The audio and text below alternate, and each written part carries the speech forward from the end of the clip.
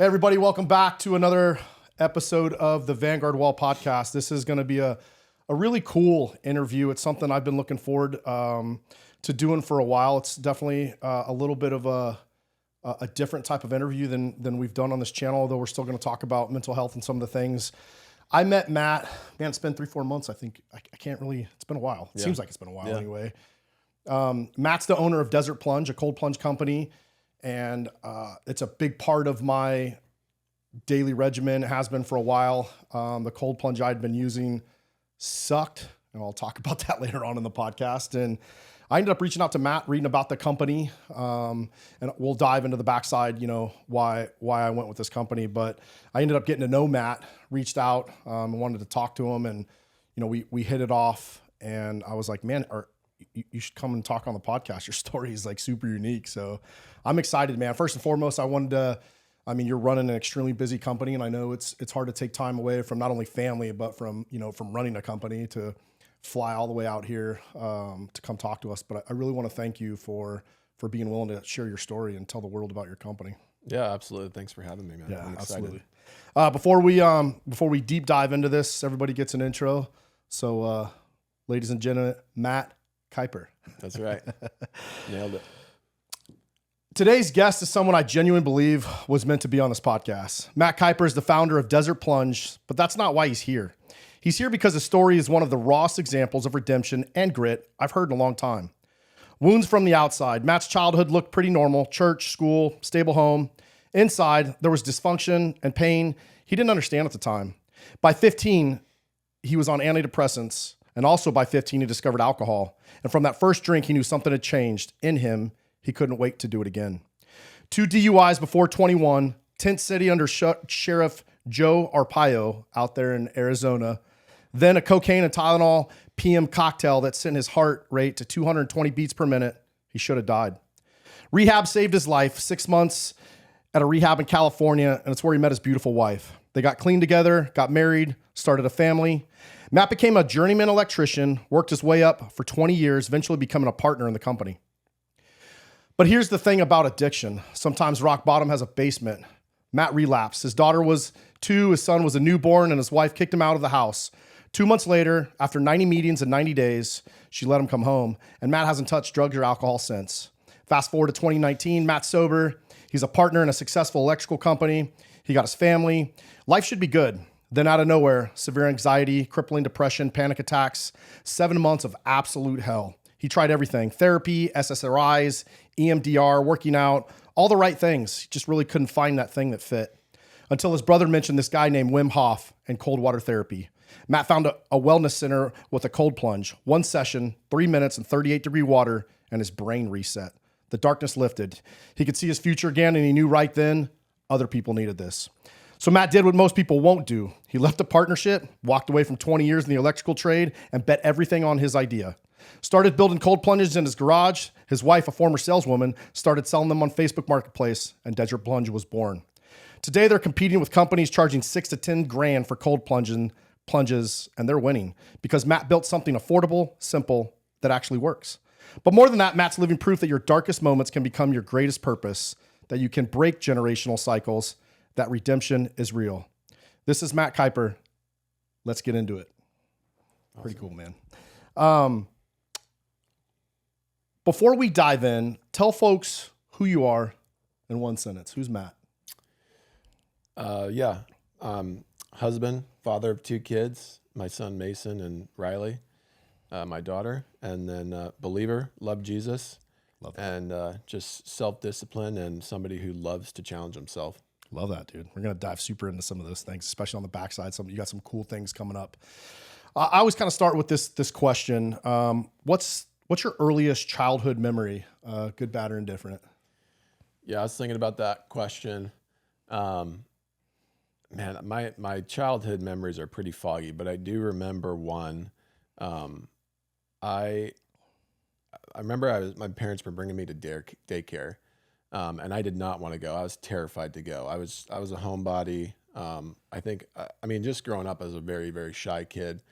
But I remember they dropped me off, and I was terrified. And then the teacher finally got me to play tetherball. started playing tetherball, and then within like the first 15 seconds, I got smashed in the face with it. And I just remember screaming and crying for the next hour. I don't know if my parents came and picked me up or my mom got me or whatever, but that's probably probably 4 years old. That was my first memory. I remember tetherball, dude. It's been a long time since I played that game. That's our childhood, man. That's what we played growing up. Yeah. Just hit the crap out of it and then try to duck and hit it back. Talk to me about what was it like growing up, kind of where you're from, and a little bit about your story, kind of your early beginnings. Yeah. So yeah, born and raised in Arizona, grew up in Tempe. As you mentioned, I grew up in a Christian home and grew up in a Christian Reformed church. So we were going to church Sunday morning, then come home, then go back to church Sunday night. So we're going to church 2 times in a day and throw Sunday school on top of that. I honestly, I hated it. It felt very legalistic. I think as I got older, it kind of pushed me away from church for a little bit. But both my parents were teachers in Christian education. A brief intro there. There was some dysfunction growing up, but looking back on it as I've gotten older now, I do know that my parents loved me. Are there some things that they should have done different? Yeah, but I think we can all say that as parents too. Oh yeah, man. I could tell you plenty of things I should have done different with my kids. Yeah. So, they did the best they could. I have 2 brothers. I've got a middle brother that's about 18 months younger than me, and then a younger brother that's about 7 years younger than me. My middle brother, we were fairly close growing up, and then my youngest, by the time he had gotten older, I was already out of the house. So I still don't have the best relationship with him today. We're working on that. Hopefully that'll get better over the years. That's awesome. What's it like growing up in a house with like parents that are both teachers? Was education like really crammed or what was that like? Yeah. They didn't force education down my throat. I mean, I was not a good student. I really struggled with school early on, and then we'll probably get into this later. I mean, I pretty much cheated my way through high school. But the part I didn't like about having parents that were educators was I'd have to get up early every morning and be at honestly, it felt like I was getting up at 4:30, 5 o'clock every morning. We'd go to school, then I'd be waiting there for an hour and a half before school would start. So that's the part I didn't like at all.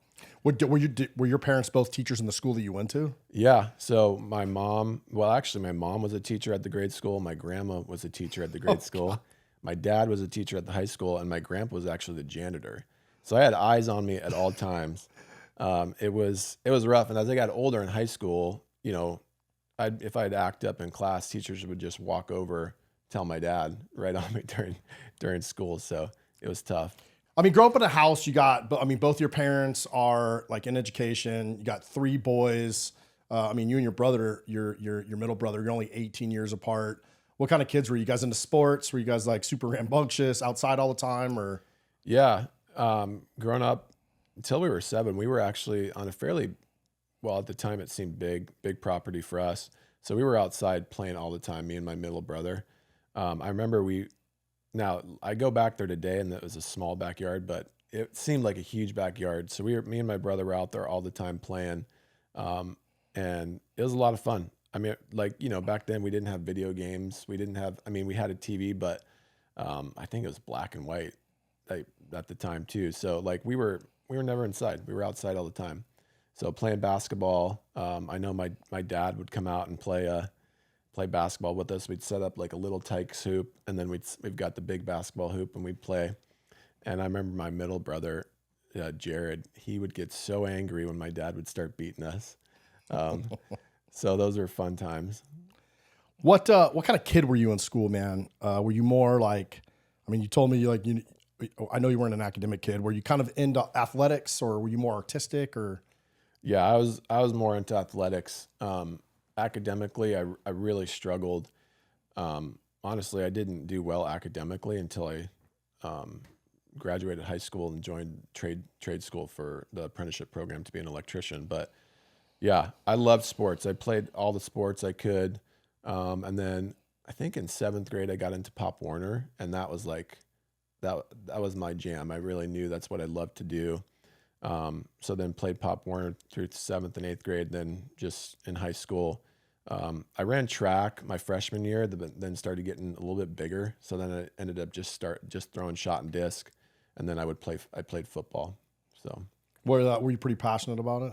oh yeah, I mean people. I watched your eyes light up when you started talking about football. I mean it was my outlet, man. Like I could get my emotions out. I was always a bigger kid. I was always one of the stronger kids, especially playing at a small private school. I got to play both ways. Like I never came off the field. I got to play special teams, offense, defense. It was a blast. You've mentioned it. You went to kind of like a private, small Christian school. What was that experience like, kind of as you look back now that you're older and you have kids in school? Yeah. Yeah. So I went to private Christian school all the way from kindergarten to 12th grade. I'd say the kindergarten to 8th grade experience was good. It was small. It was, my class was like 20 people. So all of us were friends. It was a good time. I mean, one of my best friends, I've known him since kindergarten. We're still good friends today. So we've still maintained that connection. I'd say when I got to high school, it was much harder. Going to a private school, a lot of people have money. And I felt that being a teacher's kid, not that we were struggling, but both parents being teachers, we didn't have tons of money, but going to these private schools, there's a lot of people with money there. And I felt that entitlement. And maybe that was more me just perceiving it and wasn't actually happening. But that was hard for me growing up. And then, just being a teacher's kid, in a private school, I just kind of felt, I just felt that kind of people had it out for me a little bit. This probably wasn't true. But that was my perception back then. Yeah. I went to a small Christian private school for a couple of years. And to your point, there was a lot of interesting things in the smaller private schools that I saw. One, wealthy people, but two, a lot of kids that had gotten in trouble at a lot of other schools. They get kicked out of public school and go to private. So we had this mix of kids in our school, of kids that came from really good families and then kids that were not the greatest kids to be around. So it was a definitely unique experience. You mentioned, and it came up in our podcast press too, your dad eventually became the principal at your school. What was that like? Yeah. Well, actually, so he was my human anatomy or biology teacher. So he was the principal, and then I think he stepped down. And then when I got there, he was my human anatomy teacher. And by that time, I think it was a sophomore when I took his biology class. So I was already starting to kind of go down the wrong path. And I remember I was not the best student, but I mean, in my dad's class, I was fine, but I just remember high schoolers are assholes, man. And they would give my dad a hard time and it would piss me off. So I was pretty protective of my dad. I don't know if he actually knew that. But I didn't think about that. That's kind of unique. Yeah. I got into some fights over it and stuff like that. But looking back on it, I mean, to me, it felt kind of normal, honestly, because having my mom, my grandma, my dad, I'd just been used to it. So the only thing that kind of stood out was just, being protective over those kids that were jerks. Yeah. Just like I was to teachers, but yeah, but this one's different because it's your dad. Yeah. Makes sense. You got on antidepressants at 15. It was something that we started talking pretty heavy about when we did when we were talking before the podcast. Walk me through what was going on in your life and kind of, what led to that. Yeah. I was struggling. I was really, really shy. I didn't have a lot of friends, so that would have been like my sophomore year in high school. So I had really one friend from grade school that carried over into high school. I kind of had some OCD, some obsessive compulsive stuff going on. And I was struggling. And I just remember being terrified walking down the halls in high school, having to look somebody in the eye or say hi to somebody. And I just couldn't make friends. And So I think that's when my parents decided to bring me in, and I don't know what they actually labeled me with if it was depression or OCD, I'm not sure. But they put me on a SSRI, and that really changed a lot of things, good and bad, for me at that point. I really want to dive into that. What, I mean, what changed when you started taking it? Do you remember? I don't know, man, we're talking a long time ago, but do you remember like some of the shifts and kind of what it was like? Yeah, I remember the first time I'm like, wow, I feel different. I remember I was walking down the hall, and the halls were empty. It must have been like I was going to the bathroom or something, but I saw this girl, and normally I'd like to keep my head down, try to avoid eye contact. But I walked past her. I'm like, hey, how's it going? And like, I just acknowledged her, said hi. I'm like, I would have never, ever done that before. I'm like, wow, this is a cool shift. Like, I like this. I'm more open. I'm more talkative. I feel more comfortable. So at that point, the first few months I was on it, it was great. Were you doing any other kind of like either family therapy or counseling or anything at that time? Do you remember? I can't remember. I was going to see a counselor. I don't remember at what point in my life that was. That might have been a little bit later. Okay. Yeah. So I don't think I was doing anything else at the time. When did alcohol? Because I know, at 15 you started taking antidepressants, and 15 is also when you started drinking. Yeah. What was that? Or walk me through your first experience and what happened. Yeah. The first experience with alcohol, we were in my buddy's house, and down in his basement, his parents had a liquor cabinet, and there was probably like 20 different, vodkas and liquors and stuff in there. So we got this big, 32-ounce cup, and just took a little bit out of each bottle so they wouldn't notice that we were stealing it. So we probably had 15 different alcohols mixed together. Oof. And then we just did shot after shot. Got super sick. I actually threw a dip in too for the first time at that night, and got really, really sick, but it was a blast. Like, I had so much fun. So that was my first experience. And I remember waking up the next day, and I remember this very, very clearly. Like, we were sitting in a McDonald's eating, and all I could think about was, that was amazing. Like, I cannot wait to do this again. I'm like sitting here thinking, like, why is nobody else talking about this? Like, what? Like, this was awesome. And I think just the combination of the alcohol mixed with the SSRI, it did something to me. It opened up a whole new world. Was there anybody that you're aware of, even looking back now, that struggled with dependency in your mom or dad's side of the family? No, that's the weird part. Nobody that I know of. Yeah. What do you think it was that kind of really, I don't know, made it fun? Was it something where you kind of felt like you got out of your skin, or I'm just curious. Yeah. I felt like I could completely get out of my skin. I was a whole new person. Like, everybody loved being around me. I was the life of the party. I wasn't nervous anymore.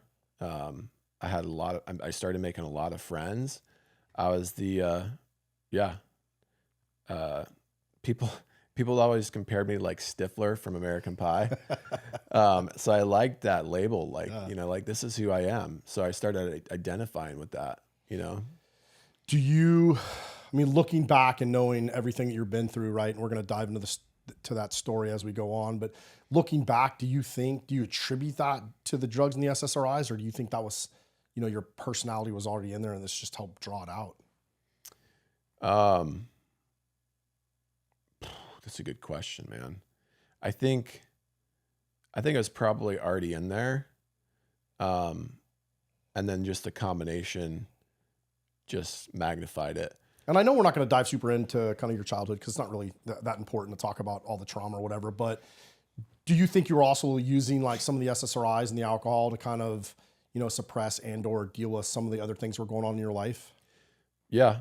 I still even notice that today. Like, I wanted something to mask emotions. Like, I didn't like feeling things.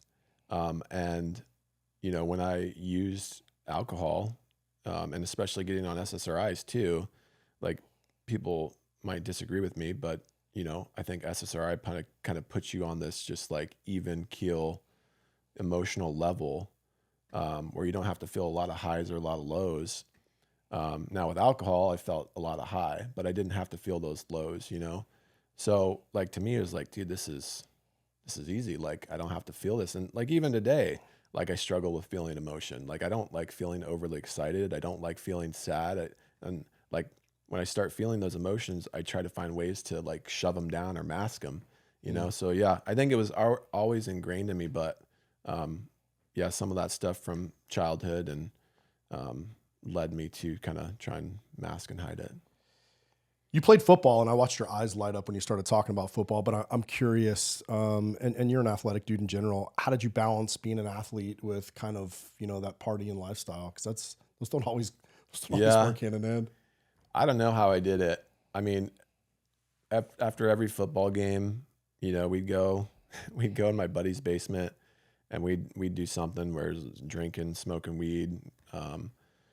And it wasn't terrible in high school. It got a lot worse, like probably my senior year is when it started getting really bad. But like, I don't know. I mean, high school, like I said, I just kind of cheated my way through high school. Like I never did homework. Like I'd be doing all my assignments like the day before, like the hour before class, getting all those done. But yeah, I remember I'm lucky I didn't get kicked off the team. I remember going to a camp, and it was up north. It was like 3 hours. And I had been out all night the night before drinking, and we load up in the van. We're driving up, and I'm still hammered going up there, and my coach is like, "What is going on with Kuiper?" Like, he's like, "Something's wrong with this guy." And he's like, "Is he drunk or something?" I can hear him talking to somebody up front, and I'm like, "Dude, I've got to get this under control." But luckily, I was able to somehow manage through high school. Did anyone know what was going on? Like teachers, coaches? Did your parents have any clue? Yeah, my parents knew. They started. I mean, Well, I got my first DUI when I was 16. Wow. So yeah, my parents definitely knew. I don't know how much they shared with other people.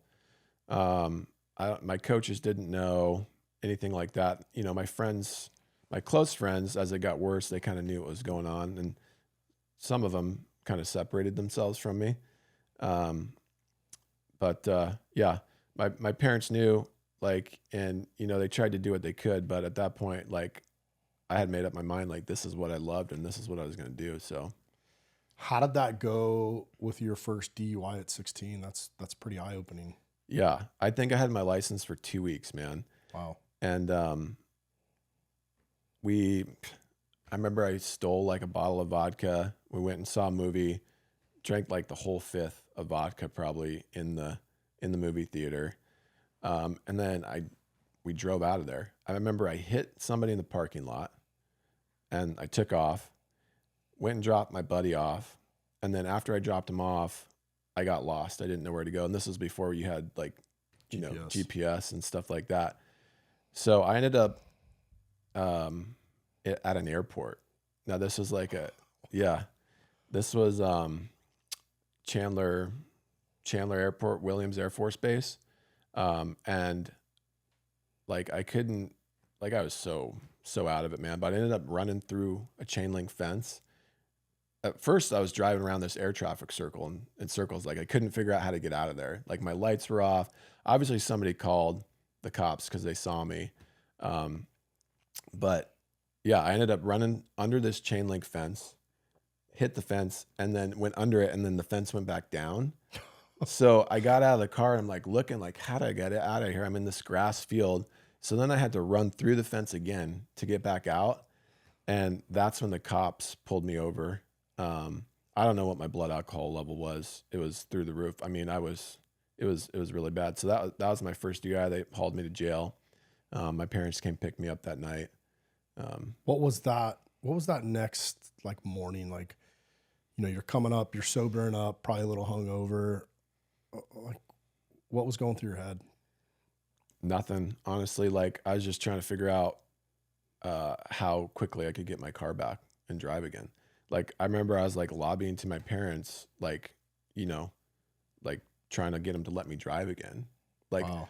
I'm like, which is crazy to think about, right? Like, I Yeah. just got a DUI at 16. I was driving around an air traffic circle at an airport, running through fences. And then the next morning, I'm like, why aren't you going to let me drive? Like, you guys are jerks. You know what I mean? My parents wouldn't let me drive a bicycle. After Yeah. that. Yeah. So, yeah, I didn't really have any remorse. I was a little bit worried about like what was going to happen. Obviously, you know, I had to figure out how to repair my car, the damages for the fence, and then show up in court. But I don't remember really. Did you get your license suspended for a year? No. Really? So I was supposed to show up in court, but the cop never showed up. So the whole case got dropped. Wow. So nothing ever happened from that. Besides, I think we had to pay for the damage to the fence. Whew. So yeah. It's a good little bit of raw luck there, man. Yeah. So, you know, you said your senior year is kind of when you really hit the gas kind of on partying. Walk me through kind of your senior year and then kind of graduation and what those first couple of years were like. Yeah. Senior year, it was a lot of, I think, you know, it's hard for my parents because I just kind of do whatever I wanted. You know, they had a curfew for me, but I wouldn't follow it. You know, almost every weekend I'd be out drinking, finding some party to go to. Half the time I wouldn't even know how I made it home, or I'd just pass out somewhere. So I was able to maintain during the week. I was all right, but the weekends were really, really bad. Do you think like, did your parents just not have boundaries, or do you just feel like looking back, like they just couldn't control you and because you're a parent now, right? And Yeah. you know, you can obviously put yourself in that shoes. Like, walk me through kind of like your thought process. I don't know. It's a good question. They were very strict growing up. You know, my dad was very strict, and I think I was probably sheltered, like from a lot of things. And then once I started experiencing more of this real world stuff, I just kind of broke out. And then at that point, like, it was hard. I mean, I look back and I'm like, I don't know what I would do if I was a parent, right? Right. Like, you're not even 18 yet, so you can't kick them out of the house. You know, they could have taken my keys, right? But I don't know what I would have done. I would have figured something else out. So they were in a bad spot. Nothing they were doing was working. They might have enabled me way too. They might have enabled me too much, you know? Yeah. But that's hard. Like, I think about now as my kids are getting older, like, if I'm in that situation, like, what would I do? Could I cut them off completely? You know what I mean? And that would probably be my next question. You know, there's a lot of dads listening, and, you know, a lot of folks that have kids, and, you know, what do you say to that dad who is struggling right now with a kid that's like you, right? Yeah. Like, Yeah, I mean, you got to love them, but it's got to be tough love, you know? You got, especially if they're 18. Like, at some point, you're their parent, right? And you want to help them and do as much as you can for them. But if you continue to give them opportunities and they keep failing, like, at some point, you're going to have to cut them off. And that's so much harder. That's easier said than done, right? Now, when they're in high school, you know, I don't know. If it was me, I probably would be taking my kids' keys. They wouldn't at least be driving my car, right? Sure. I mean, they could sneak out and stuff, but, you know, make it as hard as possible for them. But yeah, it's difficult. I think the biggest thing is enabling. You don't want to enable, and because you feel like you're helping them, you know, but you're really enabling them. And, you know, it's tough love. And at some point you got to love them from a distance. Yeah, no, I know we talked a lot off camera about some things going on in my life too. So Yeah. that definitely resonates with me. I know you got your second DUI when you were around 21. So before we kind of dive into that, you graduate high school, you're kind of, you know, I remember you kind of told me, you know, you're just kind of unhinged almost a little bit. Yeah. Had you gotten into like harder drugs other than, smoking weed and just drinking? Yeah, I mean, I started getting into painkillers. I was actually getting into painkillers too in high school. I had a buddy that I think he tore his ACL twice in high school. So that's when I was first introduced to painkillers, because he'd had painkillers from the surgery. And back then, nobody thought about it. Like, they'd leave painkillers on the counter. Yep. So we were popping those. I think his mom did start like raising questions at one point, like, how are you going through these so quickly? But and I'll tell you, like, when I got into the opiate world, like, that was a whole new ballgame. Like, I mean, screw alcohol. I mean, opiates were the way to go for me. Like, it gave me this just amazing energy, high feeling. And that was my new love. So, I mean, I lived off that stuff. Like, after high school, I mean, I was buying Oxycontin off the street, which I got super, super sick. I mean, I lived on Oxycontin for probably like 6 months. I probably lost like 30, 40 pounds. I couldn't keep food down. I was constantly throwing up. Now, you do that nowadays, you're a dead man. Yeah. No. Yeah. And I remember I was buying them from some girl that her mom had some rare disease and really needed the pills probably, but she's selling them to me. So yeah, from basically alcohol, weed, then got into opiates. When opiates were hard to get, I'd do coke. Then I got really into coke. And I really enjoyed that too. Like the upper, I really, really liked that. I never got into like meth or heroin. I mean, Oxycontin is basically heroin, but I knew like smoking or injecting anything like that, I'd probably be dead. Like, I knew that in my brain, like if I went down that path, there'd be no returning. Luckily, somehow I never did it. And I thank God I had some common sense. Were you working at this time? Still with your parents or? Yeah, I was working at the time. I mean, I always held a job.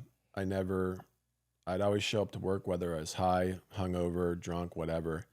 But out of high school, I started working for my best friend's dad. He had a electrical business. This was a second business he just started, but he'd started about a couple months prior to me joining. So I was like one of his first employees. Had no clue what I was doing, but he's like, hey, if you need work for the summer, just come work for me. So this was right out of high school. I had no intentions of sticking it out, because I remember like we were just doing a bunch of demo work, and it was in the middle of the summer. I'm like, this sucks, man. It's hot in Arizona. Yeah, it's hot, no AC in this building. I'm like, I'm never doing this. There's no way I'm doing this. And then 20 years later, I was still there. So yeah, and then on the weekends, I'd go out partying, stuff like that. During the week, I held it in check as much as I could. Like, I do coke and stuff, and opiates. And then on the weekend were my big drinking times. And I remember sometimes I'd have to work on the weekend. I'd pull these all-nighters and just show up hammered. I remember I'd sleep in the parking lot sometimes, because like I'd go out on a Friday night to a bar or whatever, still in my work clothes. I'd be out all night, and then I'm like, oh shoot, I got to go to work the next day. So I just go to the job site, park there, and get a couple hours of sleep and start working. Were you living at home? I was off and on at home. Like, I moved out pretty quickly after I turned 18 with a buddy. We moved into an apartment. I'd run out of money, move back home, get some money, move back out. So I was in and out a few times. Looking back, do you think one of the reasons you run out of money is your habit? Oh yeah.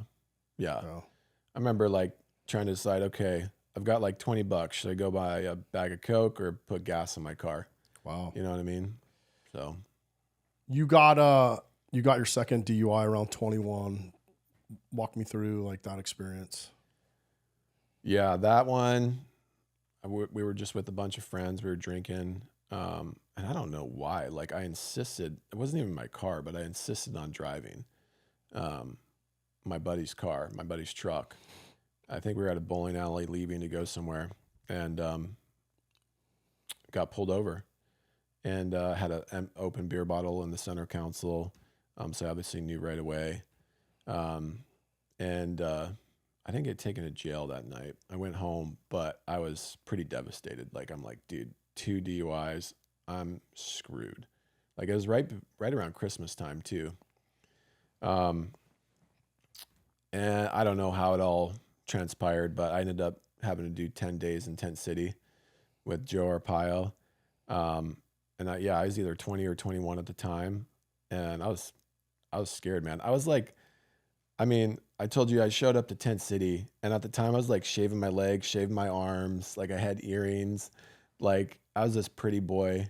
And then all of a sudden I show up in Tent City. I had these brand new Nikes on when I showed up. These guys are looking at my shoes. They're like, telling me, you better not take those off, man. Those are going to walk away. So it was eye-opening. I was on work furlough, so I had to sleep there. Then I can go to work during the day, then come back at night and sleep.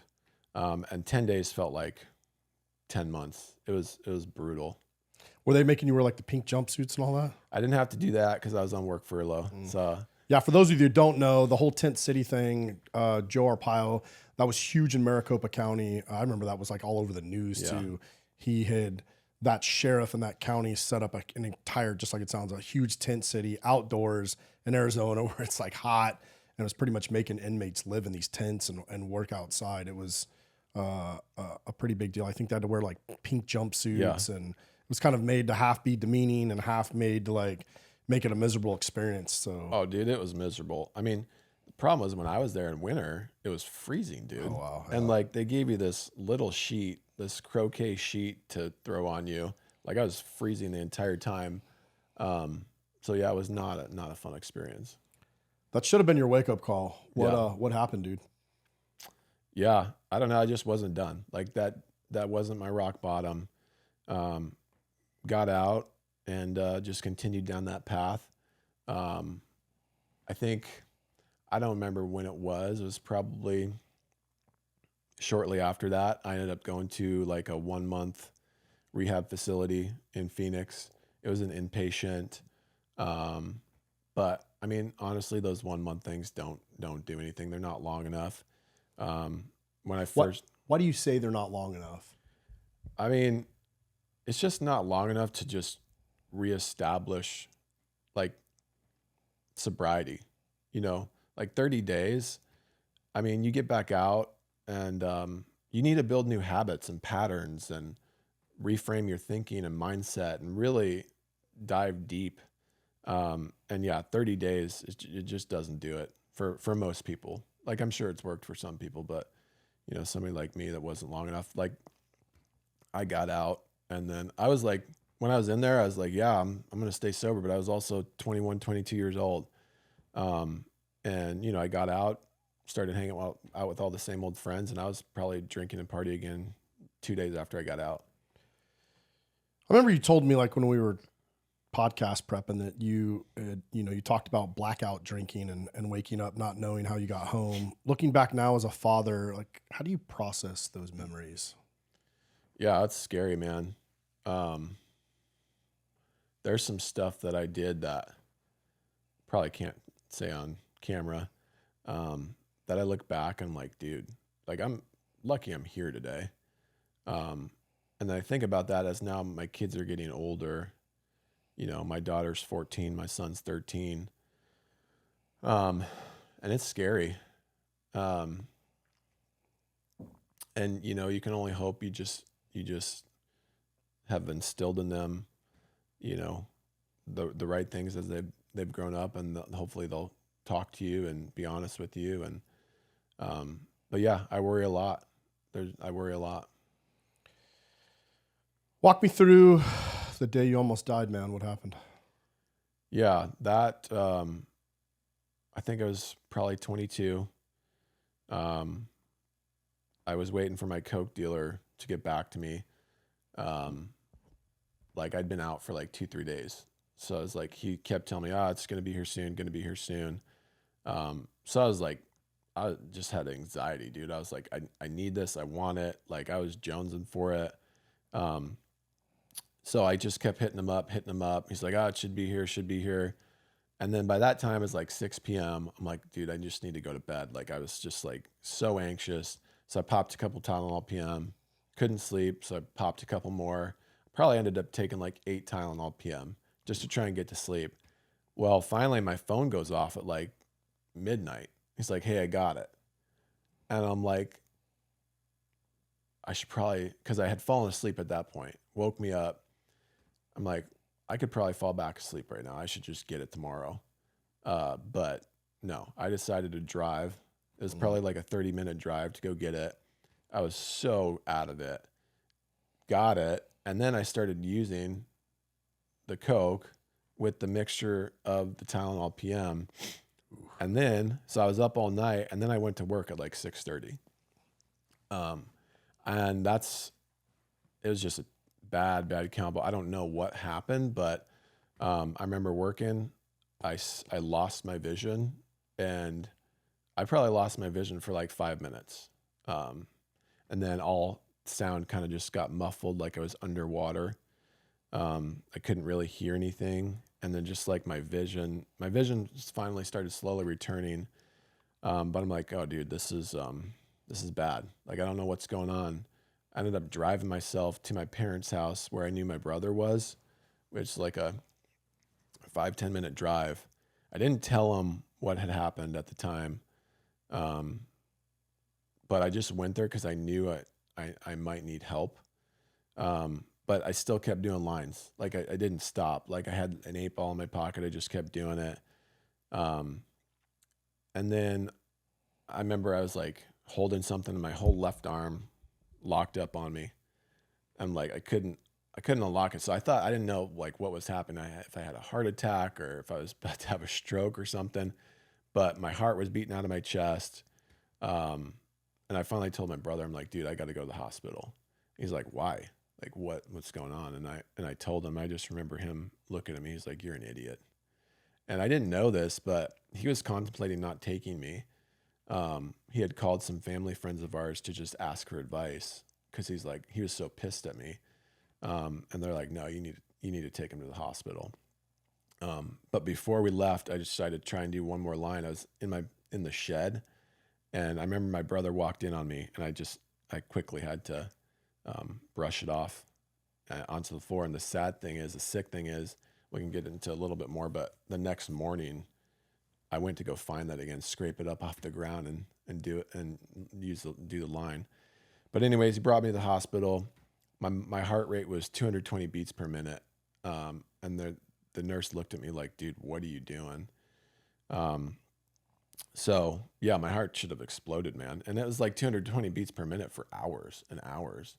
So I finally got it to calm down and gave me a bunch of IVs. And I remember I went back to my parents' house, slept it off.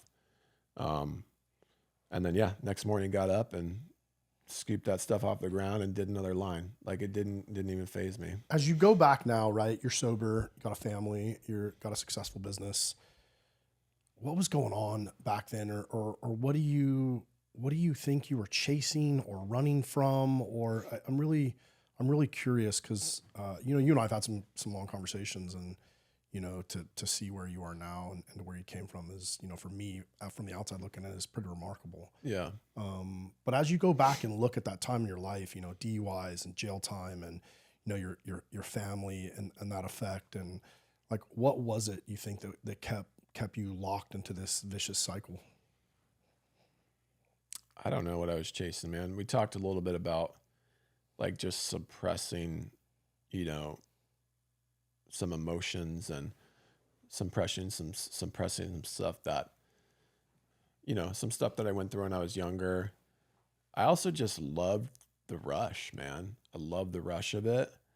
I love the feeling I got. I love kind of like coming from a kid who had no friends, who was scared to talk to people, to, I mean, I remember my buddy was in college at U of A, and I'd go down there every weekend, and people loved me, man. And it was awesome. And I loved that feeling. So it was a combination of a few things, just masking feelings, masking emotions that I didn't like, but also and then continuing to chase that high. Because you never have like that same type of high than when you first initially started. And then you're just continuing to chase that high over and over again, and you never get it again. I call it chasing the dragon. Yeah. When did you realize you got a problem?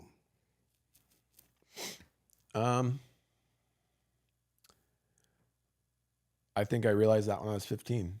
Like when I was telling you, I was sitting there at the McDonald's, and after the first night I drank, and just thinking about like how amazing this was, I'm like, this isn't normal. I don't think that's normal. Like nobody else is talking about this. Like I wanted to start planning like when the next time we were going to start drinking was.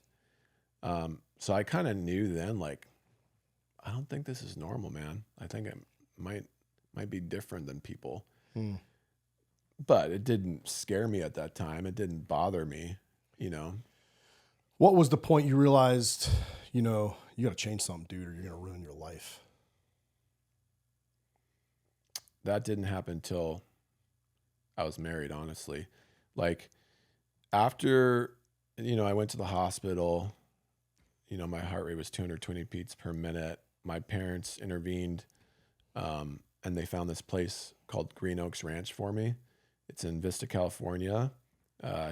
Should still be around today. It's a great program for anybody out there looking. It's a faith-based program, but it was a 6-month commitment, and you had to be sober to get in there.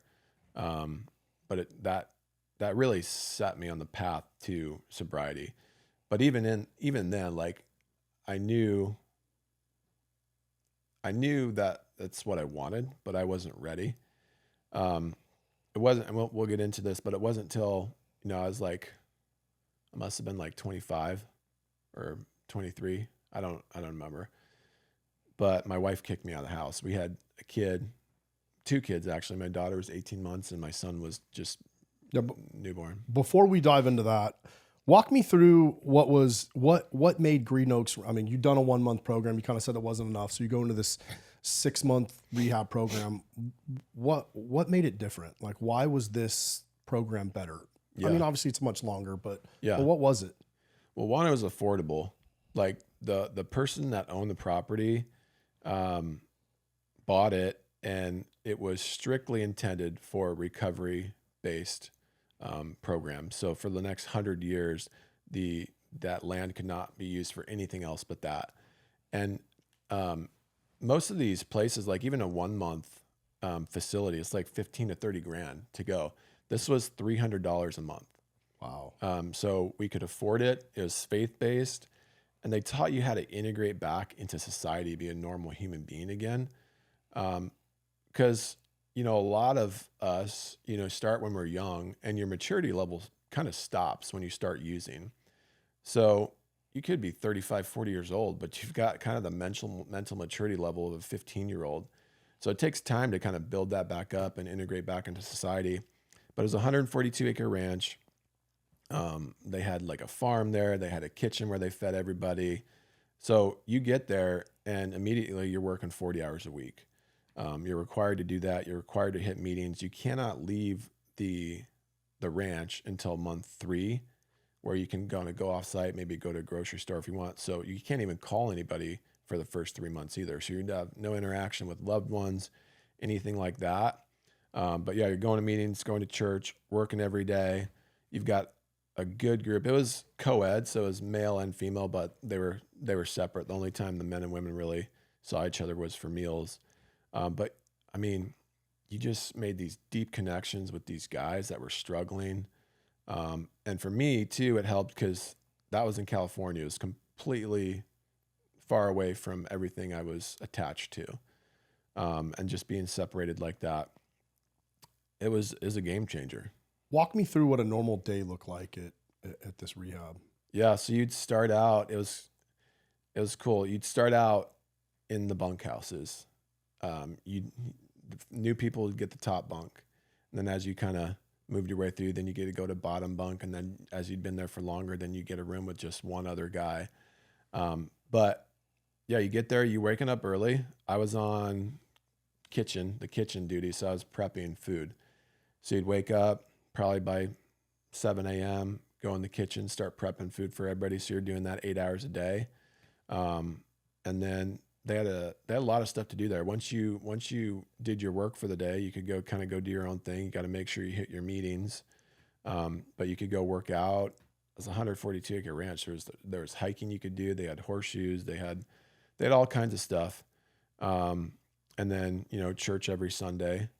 So What was it like being disconnected for those 3 months? I liked it. It didn't bother me. I mean, I didn't have a lot of real good friends. So it's like, I had one close friend and he ended up coming to visit me at month 3, which was cool. But yeah, it didn't bother me. I remember this was interesting too, and I didn't hit it earlier, but you had to get into Green Oaks, you had to be sober. Yeah. Walk me through what it was like. I mean, it was like 3 days, right? You had to go through like a sobriety thing. Yeah. What was that detox like? The detox wasn't bad because I think I was pretty much off opiates at that time. So it was just Coke. And I don't remember if I was doing weed. So I don't think I was. So Coke gets out of your system fairly quickly. But I'd done it the day before, so I knew I wasn't going to pass a drug test. So like the physical detox wasn't bad. The part that was bad was just like, that was probably a real eye opener. Actually, is one of the real times like, okay, I know I've got a problem, and if I don't fix it, this is where I'm going to end up. But like, this was a detox facility where they would just drag drunks off the street and throw them in there. Like, because the cops didn't know what to do with them and they had to detox them. So you went to like an actual place where they physically made you detox? Yeah. Oh, wow. Yeah, dude. And you got a mat, like literally not even a bed. You got a mat to sleep on the floor. It was terrible, dude. I remember waking up in the middle of the night. These cops would haul these drunk guys in. They'd be throwing up next to me on their mat. Like, I'm like, this is really what it's come to. Like, this is who I am. I'm like, this is crazy. So I literally never said a word to anybody. I sat outside on the wall for 3 days just reading a book. And I'm like, that was the big eye opener for me. I remember my dad dropping me off and he saw it and he was just mortified, but he didn't know what to do. He had to leave me there. Sure. So yeah, that was terrible. So you meet your wife in rehab. That's quite a story. How did you guys meet? Yeah. So, I think I was getting ready to leave. Like, I'd noticed her, but no fraternization was allowed. So I kind of kept to those rules, but I had like 2 weeks left. Funny story is her dad was in rehab at the time. So it was me, her dad, my wife. Really? Yeah. So her dad was in rehab with me. So her dad. Did you know that? Yeah, I knew that was her dad. But like, the funny thing was, like, I had 2 weeks left and he like drops this hint to me like, hey, you should go talk to my daughter. But like, I had no clue. Like, but he kind of hooked us up. Wow. Yeah. So I'm like, all right. So she actually. Did you ever process that? I don't mean to interrupt, but like, your wife was an addict. Her dad was an addict, but her dad, obviously he loves his daughter. He sees something in you in rehab. Yeah. Enough to be like, hey man, you should go talk to my daughter. That's pretty wild when I consider that, actually. Right. Like, he really must have saw something in you, right? I mean, like, yeah. because he also knows the other side of that life. Oh yeah. He did. I mean, and he tells my wife all the time, he's the only boyfriend that he ever liked. She had a bunch of, he'd give everybody a hard time, but he's always liked me. So I don't know what he saw in me. Sorry, I didn't mean to interrupt you. So he tells you, hey, you should go talk to my daughter. Yeah. So she worked. She was able to do work release. So she was working at a Starbucks just down the street. So I went over to Starbucks and started talking to her, and we started getting to know each other a little bit, and we really hit it off really quickly. And obviously, like, we were kind of breaking the rules. Fraternization wasn't allowed, but at that point, I'm like, I have 2 weeks left. I don't really care if I get kicked out. What was it that really attracted you to your wife? I mean, you guys are both in rehab. Was it the fact that she kind of, you felt you had somebody that maybe understood, this thing that you'd gone through in life, and you guys had that shared trauma, if you will, or what was it? Yeah, I think there was some of that. But I think what attracted me about her the most was she's just super confident, had a great personality. She was always laughing and smiling. Just kind of had this carefree kind of, she's definitely the glass half full type of personality, which I'm the complete opposite. And when I say we're complete opposite, we are complete opposite. But I think that's why I was so attracted to her. Yeah. Yeah. You and I were talking kind of off camera though, that it's, like meeting somebody in a rehab isn't always ideal. Will you kind of explain that? Yeah. I mean, it's definitely frowned upon because you guys both have so much baggage that you're bringing into the marriage. And like I mentioned earlier, like we were still young, and we both started using young. So we were both extremely immature, going into a marriage. So, it was very, very hard the first 5 years of our marriage. And the problem is you're both trying to work each other's program. You know what I mean? So she's on me all the time, like, hey, why aren't you going to meetings? Why aren't you doing this and that?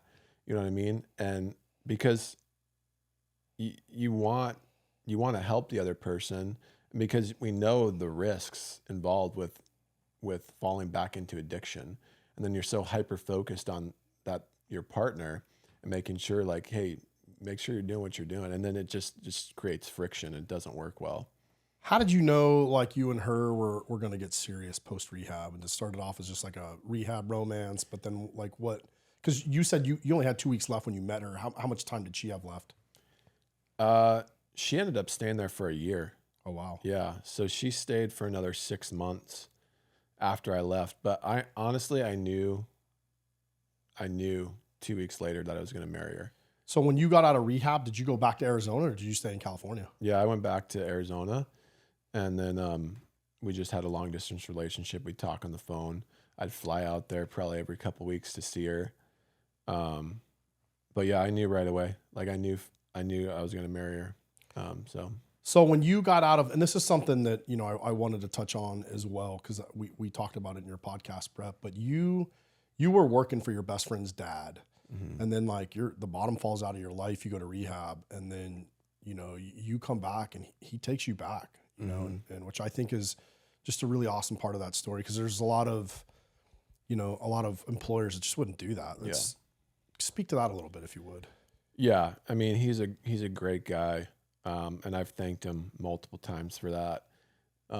'Cause he's a big part of why I'm where I am today.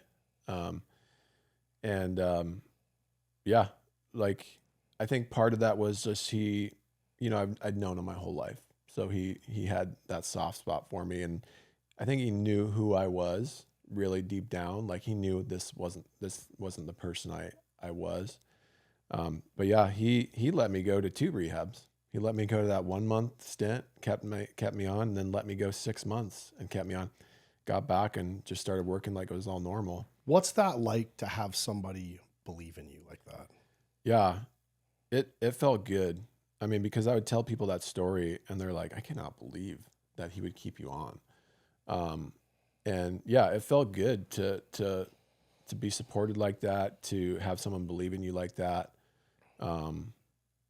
And I can't thank him enough to this day. Beyond kind of like, you being thankful for him, how does that frame your work or frame your thoughts on, dealing with other people, whether it's and like maybe you had an employee or, somebody struggling or a friend. 'Cause we've all known the people that struggle with drugs and alcohol, but, having that person to believe in you, and watch you fail again, and then, believe in you again, how does that shape your view of life as you've gotten older? Yeah. I guess what I'm really asking is like, how did that shape your belief in the power of second chances? Yeah. I think everybody deserves a second chance. I think deep down, we're all good. We all mean well. We really do. But, at some point in our life, we can take a wrong turn, and, you may need help getting back. But there's a fine line, right, between what I was talking about earlier, enabling somebody. I think second chances are fine, but when it happens like 3, 4, 5, 6 times, then that's where you got to be like, okay, you got to go figure it out yourself now. but I think second chances, I love that. And like I said, I think people deep down mean well. They just need help sometimes. One of the reasons that I really enjoyed talking to you early when we were, first kind of getting to know each other is, and I told you this, on the phone, I'm a big believer in the trades, electricians, plumbing, HVAC, construction. That's kind of how this country's being built. It's not talked about a lot. Everybody talks about the lawyers and the doctors. Yeah. But I mean, the backbone of blue collar America is the tradesman, the truck drivers, the linemen. Talk to me about what it's like your experience as an electrician, and kind of that foundation and kind of what you learned and how you ended up carrying it on later on kind of into your current career. Yeah. So yeah, started out, doing demo work at a church in the middle of summer and hated it. But somehow I stuck it out. And so about in year 2, I started out making $8 an hour. It was not a great living, but something kept me around. And then year 2, I decided to go to trade school. So it was a 4-year apprenticeship program. Can you break down what that is? Because I'm not totally familiar, and I've got kids that I've Yeah. So that was to become a journeyman electrician. So it's a 4-year school, and you're learning the electrical trade.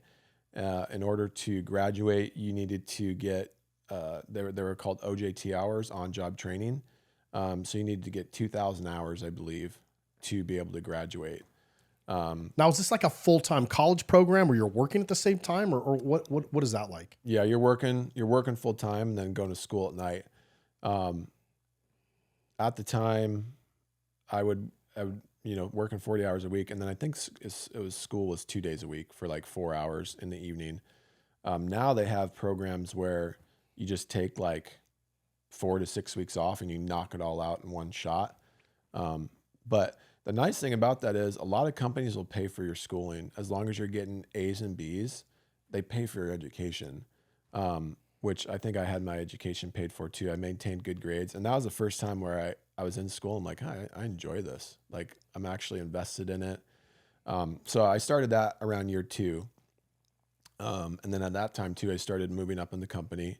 I'm like, this is something I'm good at. This is something I enjoy. So I became a foreman early on. I was running my own jobs, building small TI, stuff like that. Got through school. The cool thing about school, at the end of the 4-year, they do a competition. So it's basically all the skills you learned, like a written test, pipe bending test, motor control skills, all that. And I actually ended up winning that. And then I went to nationals and I got to compete in nationals. I got 9th place in nationals, and I still kick myself to this day, because I screwed something up on my board. I probably could have gotten in the top 5. But I was like, man, I'm good at this stuff. I'm like, I'm doing well. So just kept moving my way up. And then probably around year like 4 or 5, they're like, hey, they would always pull me off to do small jobs. And we're like, hey, we should probably start a service department. Is that something you would be interested in? And I'm like, yeah, I'd like that, because most of that service call work was really challenging, unique problems, and I really liked that stuff. So I had the opportunity to start that service department. It was fun. Just started just by myself in a van. So tell me the difference between what you were doing before with electrical and then working in the service department. So I guess initially you're doing new builds. Is that? Yeah. Okay. Yeah. New builds or reconstruction. I started out as just a helper, just doing whatever I was told. Started out digging ditches, and then moved up. And a lot of what we were doing was like TI, which was kind of like office buildings, stuff like that, basic things. So yeah, either new construction or remodel. Service work was like, you go to a plant and they lost power somewhere, so you got to figure out why they lost power, or you're hooking up new equipment. You're in a lot of existing buildings. So it was a lot more fun, always different, which I really enjoyed. Yeah, the challenge of kind of understanding how it works. I mean, electricity is complex, dude, and it'll kill you. Yeah. What are the different levels of electricity? I mean, you mentioned journeyman. I don't know, like, you started off as a helper. Is journeyman the next level? That's where you get your test and become nationally certified, or how does that work? Yeah, so you got like entry level, then you got apprentice, which would be in school. Then you got journeyman. Then you got foreman. Then you got project manager / super. And then you're talking about more like office positions and stuff like that. And then to achieve those different levels, I think apprentice, you got to get so many different hours before you can get your journeyman, which you also have to take a test. Is that right? Yeah. Arizona is actually the only state that doesn't require you to pass a test, which kind of hurts Arizona a bit. But like if you can go through an apprenticeship program, you're considered a journeyman here, and you get those 2,000 hours. And then, past the journeyman is the foreman, and the foreman is running the projects. And like once you're at that, I mean, even entry level, you're making 18 to 22 bucks an hour.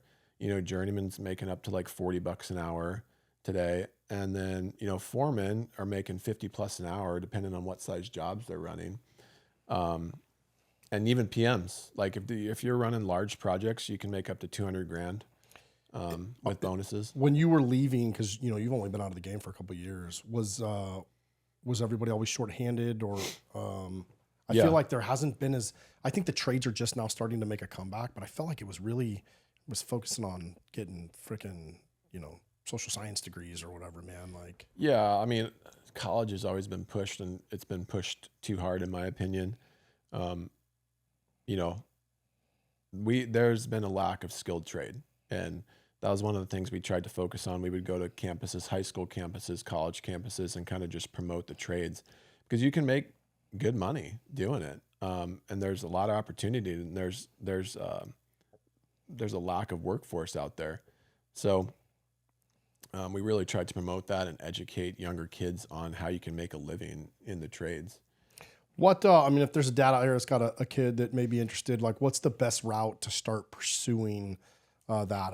Does it start in high school, or, do you just go find an electrical company, see if they'll hire you as a day laborer, and then you work your way up? Or is there a traditional path, or is it different everywhere? Or? I would say start an apprenticeship program, find a company that offers the apprenticeship program and will pay for your schooling. Cause that's going to be the fastest way to learn. And then just, do a little vetting. It doesn't have to be electrical, right? I mean, there's all kinds of different trades out there. But I would say go through some type of apprenticeship program that's paid for. And then you just get so many opportunities to learn. I think, as long as you're willing to work hard and learn and take advice, there's a lot of opportunity to move up within the companies. Yeah, that's a great point. Kind of going back to, coming out of rehab, you're dating your wife. What was it like navigating sobriety together? You've mentioned kind of a little bit of the struggles. Yeah, it was hard because like I went back home and she wasn't there for 6 months. I actually got out and I proposed to her fairly quickly after I got out of rehab. But then I started kind of slowly going back to my old lifestyle again. Then we got married. I proposed, then we got married like 6 months later. And then it's like we were living together, and like it all happened quick. And I wasn't fully committed to sobriety still. I don't remember. I think I got back into opiates again. And she didn't know, but I think she could kind of sense what was going on. And then she was really trying to work my program for me, which I don't blame her. Like she sensed something was off. She sensed something was wrong, and it created a lot of tension. We were both young and immature. Her view on family was a lot different than my view on family. Like her mom would come into town and she'd come in, but she wouldn't have a return flight home. So she'd just stay. And I'm like, what's happening? Like, this isn't normal. Like, and at the time we were living in like, just an apartment, a 2-bedroom apartment. So we were like on top of each other. There was some dysfunction in my wife's family too. So she kind of brought that into the marriage and dealing with some things in her family. So it was like just a perfect storm of just a bunch of crap going on early on. I think a lot of people need to hear this because, unfortunately, relapse from addiction is common. What happened? Like, what do you think it was that drove you to relapse? I mean, you've already been to one rehab, you've had a couple DUIs, you've now been to a 6-month program. And I kind of want to understand. I want the listeners to understand, because I know there's guys out there that are struggling, and maybe your story can help speak to that a little bit. I think what happened was I just hadn't hit rock bottom yet. You know what I mean? And people talk about that all the time. Like, everybody has a rock bottom. Some people could be getting a DUI. That could be their rock bottom. Other people, they never hit rock bottom and they die.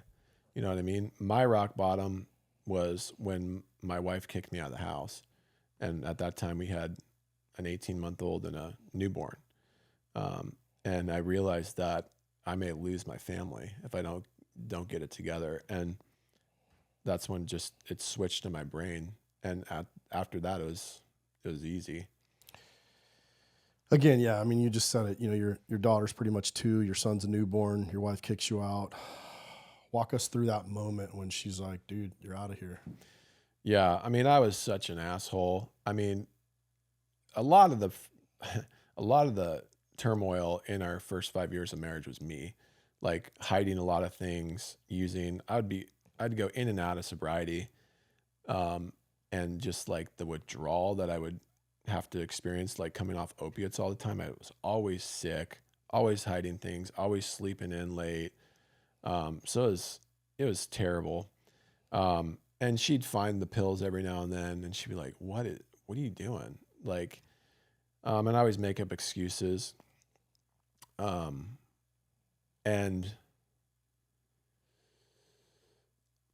I actually got on this stuff called Suboxone, and it's like supposed to help you wean off opiate addiction. And I think it's called Subutex and Suboxone. I would never, ever recommend getting on that stuff. It is worse than opiates. But anyways, I got on that, and that was right before my daughter was going to be born. I finally told my wife, because I was hiding it from her, told her, and I ended up detoxing from that, and I was sick for 2 months, like 2 months. I couldn't work for a month. I was so sick. And then another month just to get my brain right again. So she had to deal with that for me. My daughter was born. I was good for a little bit, kept using on and off. I remember then my son was born, and I remember being high when my son was born on opiates, like in the hospital. I'm like, this is pathetic.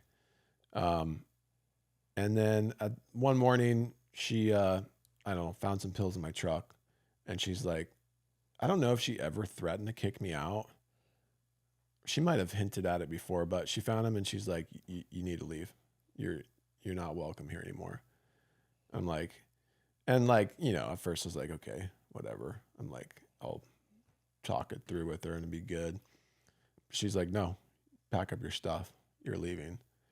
And I remember the first night I stayed with my brother, my middle brother.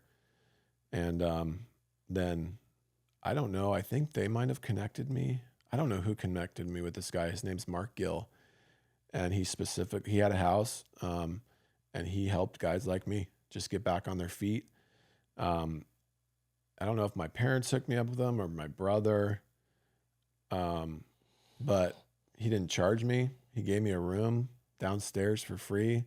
I lived there for 2 months. But at that point, like, I knew, like, I got to get my stuff together. Like, dude, you've got a family, you've got kids. Like, what are you doing? Like, you are on the brink of losing all of that right now. Did that become super real to you? Yeah. I don't know why all of a sudden that became so real. Like, I don't know why it didn't become more real, like, any other time. But it was just like, yeah, once, like, I knew that she was serious, like, because I begged and begged to come back. Like, just, after a couple of days, I'm like, I would just call her begging her to come back, and she's like, no. And she was like prepared to never have me come back. Like, she was like, we've talked now later in life, and she's like, yeah, I was at the point where, like, I was ready to face life without you, like, if I had to, so she was dead set on not dealing with it anymore. And I think I just knew that. And I didn't actually know I was going to be able to come back. So after like a week or so, I accepted it and just put my head down. I did 90 meetings in 90 days. Talk to me about that. What was the goal or the thought process, or how did the 90 meetings in 90 days come about? I think I don't know. I got a sponsor, and that's what he said I needed to do. Is this through AA? Yeah, Okay. through AA. I got a sponsor, and that's what he had me do. I hated AA, to be honest, but I did it. And I don't think I've gone back to meetings since I did the 90-90. And I knock on AA. I think it works for a lot of people. Like it's obviously a proven method that worked, but it didn't work for me, or I didn't enjoy it. But yeah, so I did the 90-90, had a sponsor, and I got really into working out too at that time. And I think that really helped as like an outlet for me to escape. Like if I felt that urge coming on, working out really helped. So I was up at like 4:30 in the morning every day. I started getting in really good shape back then. So what was it about that particular incident? Obviously, you're married, you're facing losing your marriage. You kind of had an interesting childhood growing up, and now, your kids are young, and you're kind of accepting the fact that, you may or may not be able to get to be a part of their life. Or what do you think was the actual rock bottom? Because you mentioned that earlier that, sometimes people just have to hit rock bottom. What was Matt's rock bottom? Yeah, it was just, I think it was the fact like I had no control at that point, and if I wanted to go see my kids, I couldn't. That was my rock bottom, is just feeling like I lost all control. And like at some point, like if this continued, like, I mean, I couldn't even imagine like not being able to see my kids every day. You know what I mean? And then just too, my wife, I loved her a lot, but I didn't show it. I didn't treat her like it, but just not being able to be with my wife every day. Like, I think just the loss of control, like I have no control over that part of my life anymore. That was my rock bottom. Talk to me about your faith. Was your faith a part of your life at that moment? Kind of. I mean, I grew up in a Christian Reformed church. I got pushed away just because of how just structured and legalistic I felt it was. But I always had that belief, like, hey, I believe in Jesus. I believe he died on the cross for me. I believe he, died for our sins. And I've accepted Christ at a young age into my heart. So I always had that structure and background. But, when I was 18, I stopped going to church. I didn't, I had no relationship with Jesus. I wouldn't pray. I wouldn't read my Bible, anything like that. That didn't come back around until we got married. Probably, when I got back in the house, I'm like, okay, I need to, form a better family nucleus and really be a leader. So we started, we found a church. It was a small church at the time, and made a great church community. Had a lot of friends. And did that help you? I mean, did they know your struggles, or was that still something very private? Some of them did. The pastor was a recovering gambling addict. So he was kind of a mentor to me, because I would share stories, and I could relate to him. So he understood, and that, I think I really appreciated that, because you never saw that. Like when I was growing up, everybody seemed perfect, right? You got to walk this perfect path. And then when we get to this church, he was very open about his past and how he was a recovering gambling addict and how he screwed up. And I thought that was really refreshing. So yeah, I never lost my faith, but I walked away but was able to come back. Yeah, that's awesome to hear that you connected with a pastor that, had struggled. There's this idea sometimes in all churches, and I want to make it clear, I'm not anti-church, but, the church can be some of the most judgmental people on the planet. Yeah. And then you get to know some of the people that are super judgmental, and, you figure out real quick that they're no better than you. Right. And, they struggle with everything. So that's cool that you were able to find, some help in that. Couple things I wanted to ask about too. You did 90 meetings in 90 days, and I kind of want to talk about AA. You said you hated it, and I'd love to know why. And again, man, we're not disparaging AA. You've already said that it does work for some people, but to your point, I want to talk about kind of why you didn't like it, and then kind of what people should know about going to it? Yeah, I didn't like it because, and I'm sure there's better places out there, but everyone I went to was some rundown, hole in the wall, shitty AA spot, with a bunch of people smoking outside. And honestly, like they all seemed unhappy to me. All of them. Not all of them. Most of them seemed very unhappy. And they were just showing up to check the box because that's what they felt they needed to do to stay sober. It's the same story over and over and over again. And I'm like, these people don't seem like they're excelling in life. They've just they're just stuck. They've accepted, hey, I'm an alcoholic and I've got to show up here every day to stay sober. And I didn't like that. I didn't feel like any future. Like these people felt like, and I'm sure there are people, but, I'd go to quite a few different meeting spots around town, and it's the same vibe every time. Now, some people just got to do that, right? To stay sober. And if that's what you have to do, that's what you have to do. For me, that wasn't what I wanted. For those who don't connect with AA, what else has worked for you? I mean, you mentioned working out. Is there, obviously we'll talk about your sobriety journey and all that stuff here in a minute, but like what are some of the things that's helped you personally? And maybe even your wife, I know she's not here to speak for herself, but obviously, I mean, she was an addict as well, and she seemed to stay on the course. So yeah, my wife did meetings for a long time. Those worked for her. She had a sponsor for a long time. I don't know what works for her today. It's a good question, but she probably did for 5-7 years. She stuck with meetings. For me, it was working out.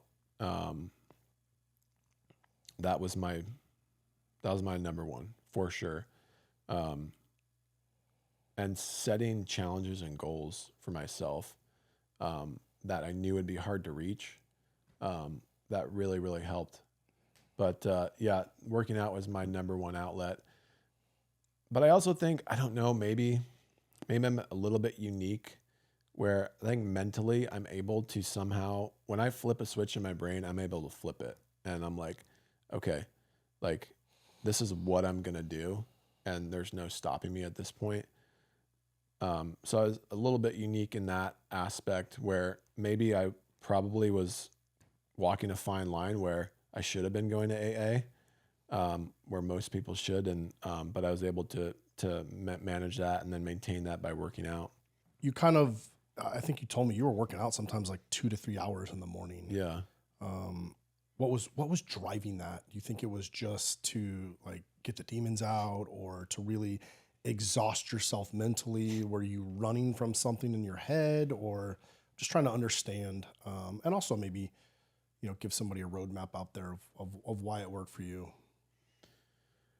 I don't know what was driving that. I mean, I was seeing a lot of results. So, I mean, a lot of it was results driven. Ever since I was a kid, I loved to challenge myself. I mean, I remember when I was a kid, I'd go to my grandparents' farm in Iowa, and they'd have this hog house, and it'd be full of manure. And like, I would challenge myself. I got to empty this whole hog house while I'm here. Like as a kid, I'm like, I love to challenge myself doing things like that. So I love to challenge myself to the extreme, working out, and doing that. And it kind of, created a dopamine rush, similar to drugs and alcohol. Obviously not the same effect, and it didn't last as long. But I think I chased a little bit of that too with the working out. And at some point it became a little bit unhealthy, working out as much as I did. But it's what got me through. And I did that for like 3 years. And then I kind of eventually kind of burnt out and had to take a little bit of a break. But at that point I was kind of through that initial really hard phase in my life of getting through that sobriety. When you, so you do the 90 meetings in 90 days and you talk to your wife, what was kind of like the decision point where she said, hey, you can come back home? Was the change in you noticeable, or? Yeah, I didn't ask her. And she just eventually said, okay, I'm ready for you to come home. So I think she saw the change. I don't remember how much we were talking. We were not talking a lot. I remember we did go out on a date one time. but she just saw the changes I was making, and she knew I was serious. And she eventually just said, "All right, I'm ready for you to come home." What kept you guys together? I mean, it would have been easy for both of you to walk away and do the whole child custody thing, you know, and I think that's very common in today's day and age where people just quit, right? Like instead of do the work and put the work in, you know, people just quit or go find somewhere else or go cheat or whatever. Like, what do you think it was that helped keep you guys together? Well, growing up in the Christian Reformed Church, like divorce was never an option ever, unless there's like infidelity. So that was kind of ingrained in me. Like, I think that's one good thing. Like, as a kid, I mean, I was surrounded by whole families. Like, divorce wasn't really a thing. I was never around it. And just always assumed it was never an option. Like, once you were married, you were married. Now, I don't necessarily agree with that today. Like, I think there's certain circumstances where, you know, it's better to separate, but I still feel like, you know, marriage is hard. It's really, really hard. And people just want to go the easy route and give up. But there's such a reward if you stick through it. But marriage is not easy, man. Like, even we've been married for 17 years now, and it's great, but we still have a lot of struggles that you have to be intentional every day with your partner. But it's just sad that people just give up so quickly today. So that it was just never an option in my mind. To that dude out there that's listening to this, or maybe even that chick, man, that's, you know, been married for a while and ready to hang it up. What do you tell them, man? And you know, why is it worth fighting for? Yeah, it's so rewarding. I mean, to have, you know, your wife, your husband be your best friend, and that's how I feel about my wife today. But you have to be intentional every day, and you have to be selfless. Our marriage didn't start getting better until I started becoming selfless, and I'm far from perfect. Like, I'm not completely selfless, but like at some point I'm like, stop caring so much about what you want and focus on what she needs. And then when I started focusing on what she needed, everything started getting better. So I would say be completely selfless and see what happens, and it will make a big difference. Dude, that's such great advice. I could talk about that for another 30 hours. I mean, if you could go back into that time, you know, I remember you told me the first couple of years are rough. Obviously you're a recovering addict, you go back, you know, you guys get married. And so I know that you guys kind of struggled. What do you think the turning point was? I mean, obviously we've talked about your personal turning point and kind of when you made the decision to get sober, but what do you think the turning point was in your marriage where you're just like, hey man, I'm gonna get better, do better, be better. What was that? And it may not just be like one thing. There may not have been like this epiphany moment, but you know, there's a lot of guys out there struggling at home, and anytime we can try to talk about that and you know, lift up families, I'm all about it. Yeah, I don't know if there's one turning point. I do remember like early on in our marriage, like I said, my wife and I are complete opposites. I'm very, very structured, clean, organized. I like things in certain spots all the time. My wife is complete opposite. And I would harp and complain about it all the time. Like I'd run her down, dude. Like I would just burn her out. And at some point I'm like, what are you doing, dude? Like this is not who she is. Stop trying to change her. She's not going to change. She's not doing this to you to piss you off. Like, you know, so like I slowly started just being like, dude, like just accept it. Like she's not doing it on purpose. And I slowly started getting more of that mentality to becoming more selfless. And I think that's just when I slowly started making the shift. I mean, I really had to like give myself a pep talk because it was hard. Like, cause I felt like my needs weren't being met. And I'm like, well, if my needs aren't being met, why should I meet her needs? But I remember sitting outside one day and I was praying about it. And I'm like, you know what? I just got to stop being a bitch, man, and love my wife. And like, and it just shifted in me. And I'm like far from the perfect husband, but I don't think none of us are perfect, bro. yeah, If there's the perfect husband out there, please leave us a YouTube comment Yeah. and tell us what you did so we can all be perfect. But Yeah. yeah, I think marriage is a struggle, right? And I think like it's the struggle that defines the relationship. I would say a lot of couples, right, that are close have been through some kind of struggle or struggles. Like Yeah. my wife and I are pretty close, but we've been through it. Yeah. On a lot of different fronts. So it's cool to hear somebody open and honest talk about, the marriage and like social media, right? Like go on anybody's social media page and it's all the fun pictures and all the great things they do. Like nobody posts their, man, my wife's a piece of crap. We just got in a massive argument. You know what I mean? Like nobody puts that stuff. So there's this societal thing where, social media becomes everybody's kind of billboard, but it's not really real. Yeah. It's not fake. Not saying that there's not good couples out there, but it's not always the total honest truth. So it's a refreshing conversation to hear somebody talk about like, hey, this is what we went through and this is kind of what I had to do, pretty much, tell myself, not be a bitch and really put the marriage forward. And I think that's, I think dudes, we overcomplicate that, right? Yeah. Like we think like there's, women are so complicated. I'll never figure them out. And look, man, I'm not saying women aren't complicated for 1 second, but sometimes you got to die to yourself to make the partnership and the unity better. And I think that's a missing part of the conversation with men. We want to really, or a lot of men want to really blame my wife doesn't do this, my wife doesn't do that. And it's like, Right. dude, what do you do? What do you not do? I've heard you bitch about your wife for an hour. I haven't heard you say one thing about what you could be better and how you could do better. So Right. I think that's cool to just hear you talk about. What's changed through the years, or kind of how do you communicate different now that you did back then that really helps? Yeah. A lot has changed. I mean, for a little bit, we've been off and on through marriage counseling, actually. I think that's something that's pretty beneficial, whether you're like struggling with something or not. I think marriage counseling's good. It's refreshing.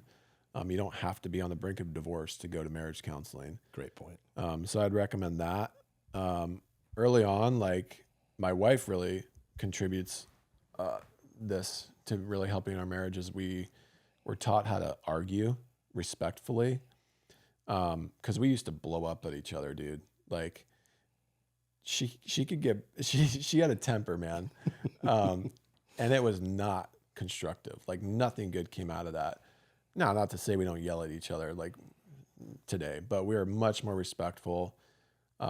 She tends to, like, I struggle with this sometimes, but when she's too overwhelmed and we're in an argument, she wants to walk away and cool down for a little bit.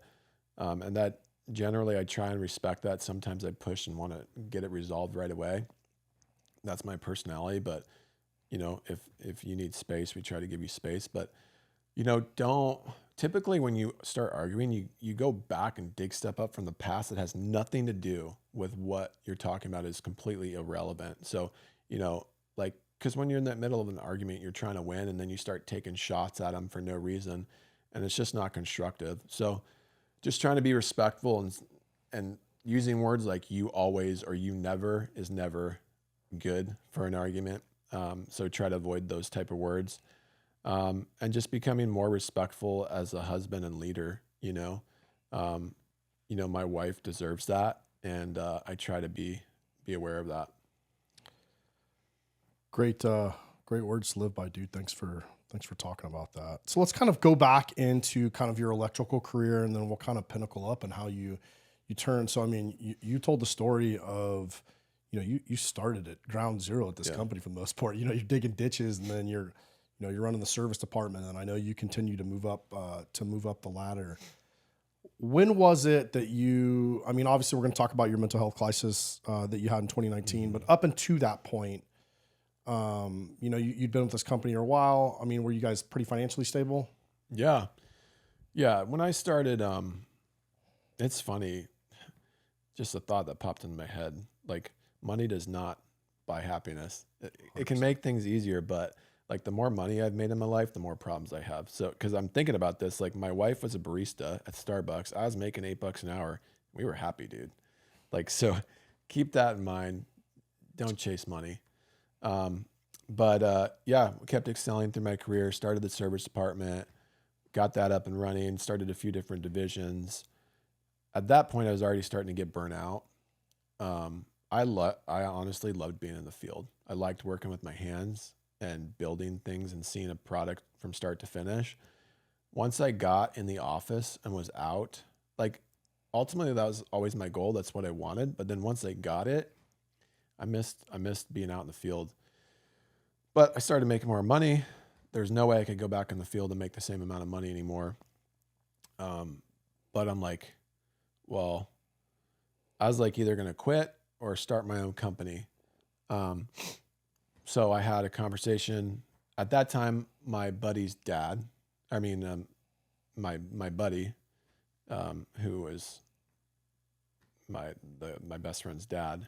What am I talking No, I get what about? you're saying. You're the guy who owned the company. His son. His Yeah. son was your best friend. There we go. Yeah, I got you. He was I think VP at the time, and I just had a conversation with him. I'm like, dude, I need to move on. I said, because I was pretty sure I was going to start my own company at that time. Like, something's just not sitting with me right. I'm not enjoying it. I don't know what it was, but I'm like, maybe a change is going to help. Change is going to help. Were you stuck in an office like all day, every day? Yeah, I mean, I was going out to job sites, getting quotes or, laying guys out. But like there was a lot of stress. I put a lot of pressure on myself to continue to grow the company, the department every year. I put a lot of unnecessary pressure on myself. So that was really weighing on me. And I'm like, well, I'm just going to do my own thing then. So I had that conversation with him, and he's like, well, what if we offer you equity in the company for you to stick around? I'm like, okay, that might be worth it. So I thought about it for a bit, and then we came to an agreement. They gave me equity in the company. It was a great deal. At that time, his dad, we bought him out, and then we started a new entity, and then me, him, and his brother took ownership of the company. What did that feel like? I mean, I know initially you left, but did you ever process, man, like I started digging ditches for this company, and now, I'm an equitable owner. It's pretty unique. Yeah. And it goes to show, like, sure, I had some, like he kept me around. So I had some breaks for sure. But it also goes to show, like, everybody wants immediate results. I was there for 15 years before I really had made it. You know what I mean? But now you're there for 6 months and you're like, oh, I don't get a raise, or like, I didn't like, what this happened here, or this, and people leave. Like, they always think it's butterflies and rainbows and everything's going to be perfect. And it just goes to show that, dedication, hard work, pays off. Yeah. Yeah. Especially in a society where we want everything right now. Yeah. Why haven't I made $1 million right now? Right. It's like, bro, if it was easy, everybody'd be a millionaire. Yeah. No, you and I were talking yesterday at lunch about being small business owners and how people you get a little bit of success and, people just want to ride your coattails, but they don't realize the sleepless nights and, the stress and, the hours in the office trying to figure out the blueprint for whatever it is you're designing, whether it's a podcast or a cold plunge or whatever, man. And, I think, we both have kind of brought that. That's what we were talking about at lunch anyway. Just that grit, right? That in the trenches, if you will, they keep grinding, like you're not going to give up, and it's not easy. I use the Elon Musk thing all the time. I think right before Tesla took off, Tesla was about to go out of business. I think they were hours from going out of business. And then I don't know the story per se, but I think Elon got a call and they got a grant, and it was enough to keep the company going. And now look at it. Yeah. And I think through, just to your point, that we live in this society now where everybody wants something for free and wants the easy way. And that's not reality, man. The struggle is what makes people. Yeah. So you get to that level in the company, but you're just, what was it that you weren't happy, or what was it? Was it you just didn't feel fulfilled, or you wanted more out of life, or what was that driving thing? I definitely wasn't fulfilled, which was okay. I mean, you don't have to have a job that checks all the boxes, but I think it wasn't fulfilling. It was extremely stressful. And I always kind of wanted something truly my own, so something that I could say, I started this, like this is mine. And I didn't have any of those. And then just the pressure I put on myself to continue to grow. Like if we'd have a slowdown, I'd kind of view myself as a failure. Like I'm not doing a good enough job. So I put such an immense amount of pressure on myself. So I was like, I wanted to figure out a way to escape that. I hated the feeling. Were you talking with the other guys that own the company? Was it something you were putting on yourself, or was it something they were putting on you, or where was that? No, it was not put on me at all. My buddy, who now we took over the company, he's now the president. I'm VP of operations. We had a lot of conversations around it. He knew how unhappy I was. And like, I kind of put him in a bad position. Like it was tough. I'm sure it was tough for him because we'd grown up together. You typically wouldn't have these type of conversations with an employee, right? But he's one of my best friends. So I had a lot of open conversations with him, and probably overstepped my boundaries, like how a typical owner or relationship would be. But he was always there for me. But at some point he was kind of like, what are you going to do, dude? Like, I can't help you anymore. And then it was, so I'd been an equity partner for probably 3 years at that point. And then I finally just went to him and like, dude, I got to step down. I'm done. Like, I was like, I had gone to the doctor. I was just under such an immense amount of stress. I was like pre-diabetic level. My kidneys were having issues. I'm like, and I think it's all due to stress. So I'm like, I gotta be done. But it wasn't anything the company ever put on me, he ever put on me. It was all stuff I put on myself. So we came to an agreement. I sold my equity back to him. And then we came to an agreement for the next 2 years. I'd stay on salary. And I'd be an estimator. So bid projects, price projects. And I'm like, okay. And then I have 2 years to kind of figure out what I want to do, you know? But I quickly realized, like, I don't like working for people. Like, I mean, I was pretty much self-employed, even at K2, the electrical company, for a long time. Like, for 10 years, I was kind of just doing my own thing. I'd report to him, but he'd let me do my own thing. Like, you know, I didn't have any set business hours. Working hours that I'm showing up. So like, I quickly realized, okay, step down. Now I gotta be on the clock, working a specific amount of hours, have somebody tell me what to do. I'm like, I don't like this. How were you dealing with your sobriety? Because you've been sober for a while now. How are you dealing with your sobriety? Was it nice to be sober, or was that like a monster always hanging over your head, or what kept you on the path? Because again, man, you said, AA wasn't really for you, and we talked a little bit about working out, but how did you stay on that sobriety path? I liked waking up sober. I mean, dude, we didn't talk about this much, but the amount of times I detoxed, and when I would detox, I'd get severely depressed and sick. And then just the mornings waking up hungover, massive headaches, can't think. Like, there was no part of me that wanted that anymore. Like, the thought of detoxing again was like, I just can't do it. So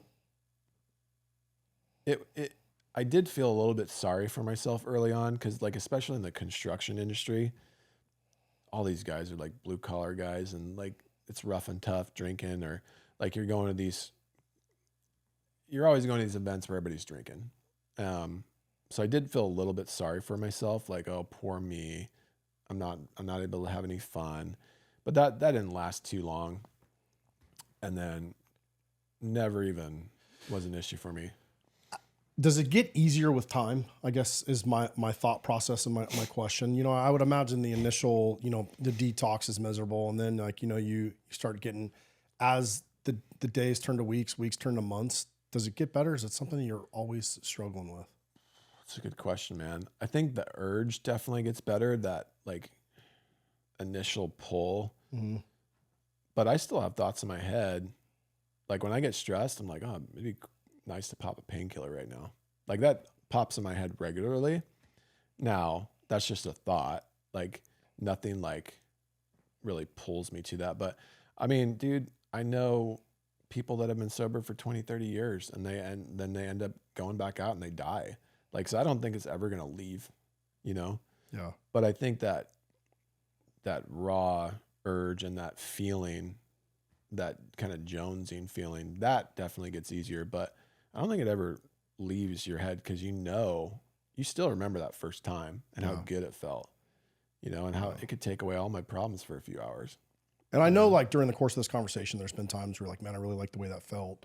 But I know, you know, I know where you're at now, and I know, like, at no point are you glamorizing like drug use, and you know, anybody who's listened to the story realizes kind of what the washing machine that you put yourself in your life, you know, for that small feeling. So I'm sure there's got to be a part of you where you're like, I mean, you know, and we've talked about it, like, you know, yeah, it'd be nice to take this pill, but you know what happens, like once you start the darkness and invite the devil back in, you know what I mean? Oh yeah.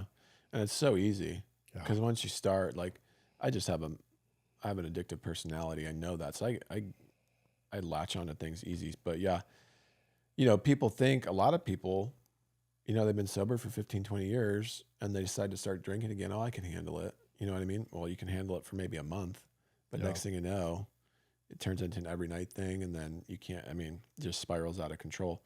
So you think you can handle it, but why risk it? Like my life, what's wrong with my life right now? Nothing. So why would I need to go back? There's Just for like a moment fix, right? It's like, why would I risk that? Yeah, that's a great point. Before we dive into this next chapter, which I'm super excited to talk about, let's take a quick break. Sure.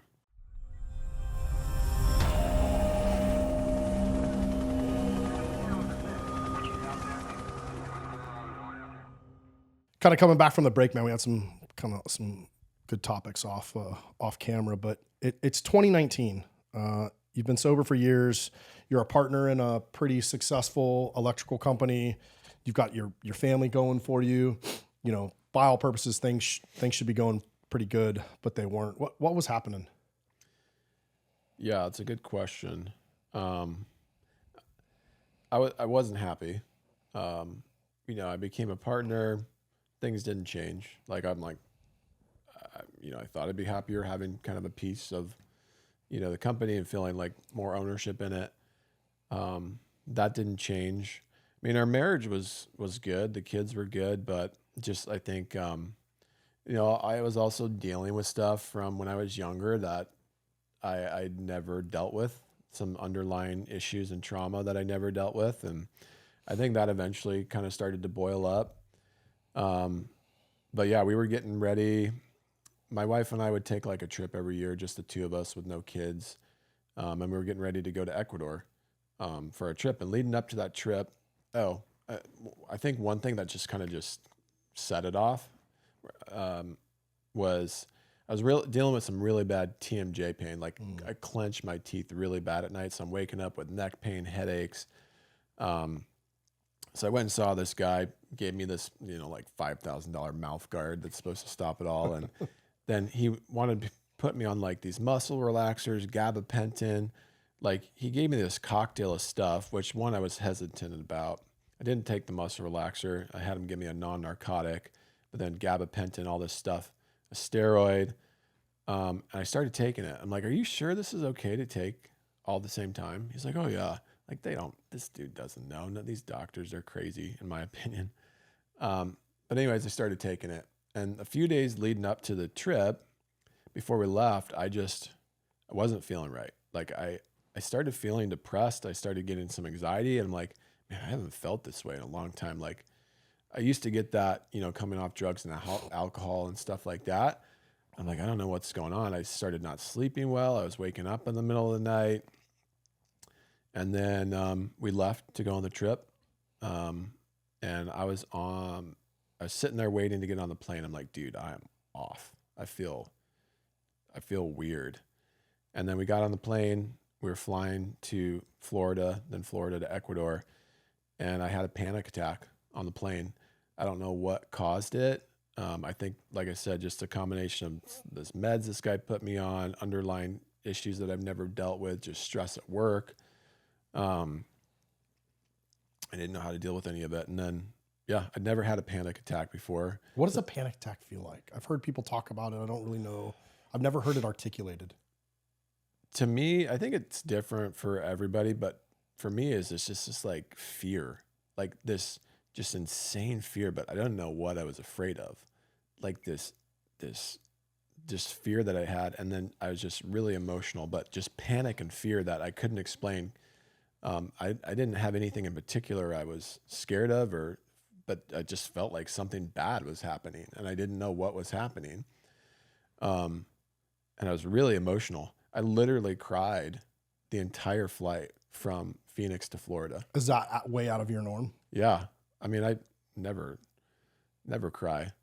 So I was on the flight, like my heart was beating like out of my chest. Like I had no idea what was going on. I was crying. I was telling my wife, I'm like, what? Something's going on. Like, I don't know what's going on. Wow. So, I mean, I'd never had a panic attack before, so I didn't really know what it was.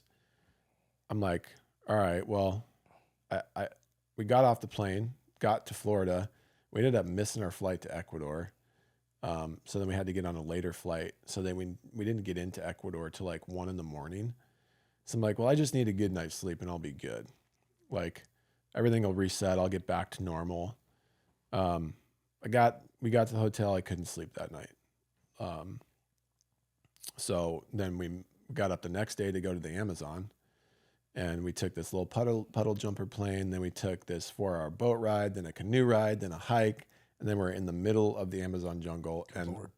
I'm like, mentally, I'm already shook. Like I'm still having panic attacks. I have this underlying like just fear and Was it like a doom? yeah, a doom. Like, and I don't know what, like nothing could explain it. And then, lack of sleep is just compounding everything. And then after the anxiety kind of, the panic attacks kind of passed, then the depression hit. Then I was just severely depressed, man. And, it's hard to explain, like anybody who hasn't experienced depression it's hard to explain what depression really feels like, but like you lose all sense of joy. You lose any sense of joy you got out of anything. You see no light at the end of the tunnel. So that kind of the panic passed, and then it just turned into depression. Well, we got to the Amazon.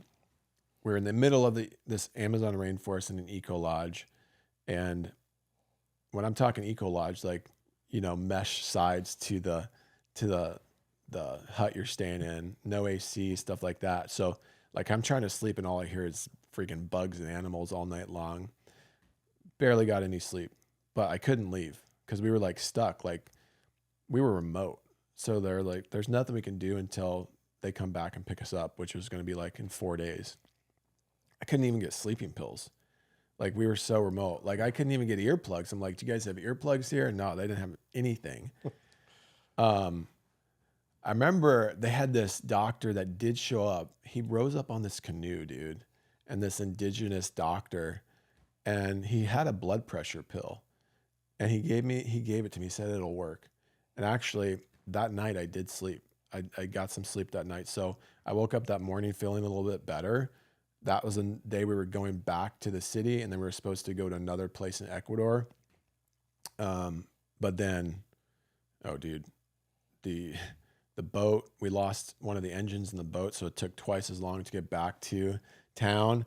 And then there's a huge storm, so we couldn't take the plane. So we had to take a bus ride through the Andes Mountains for like 6 hours while it was raining.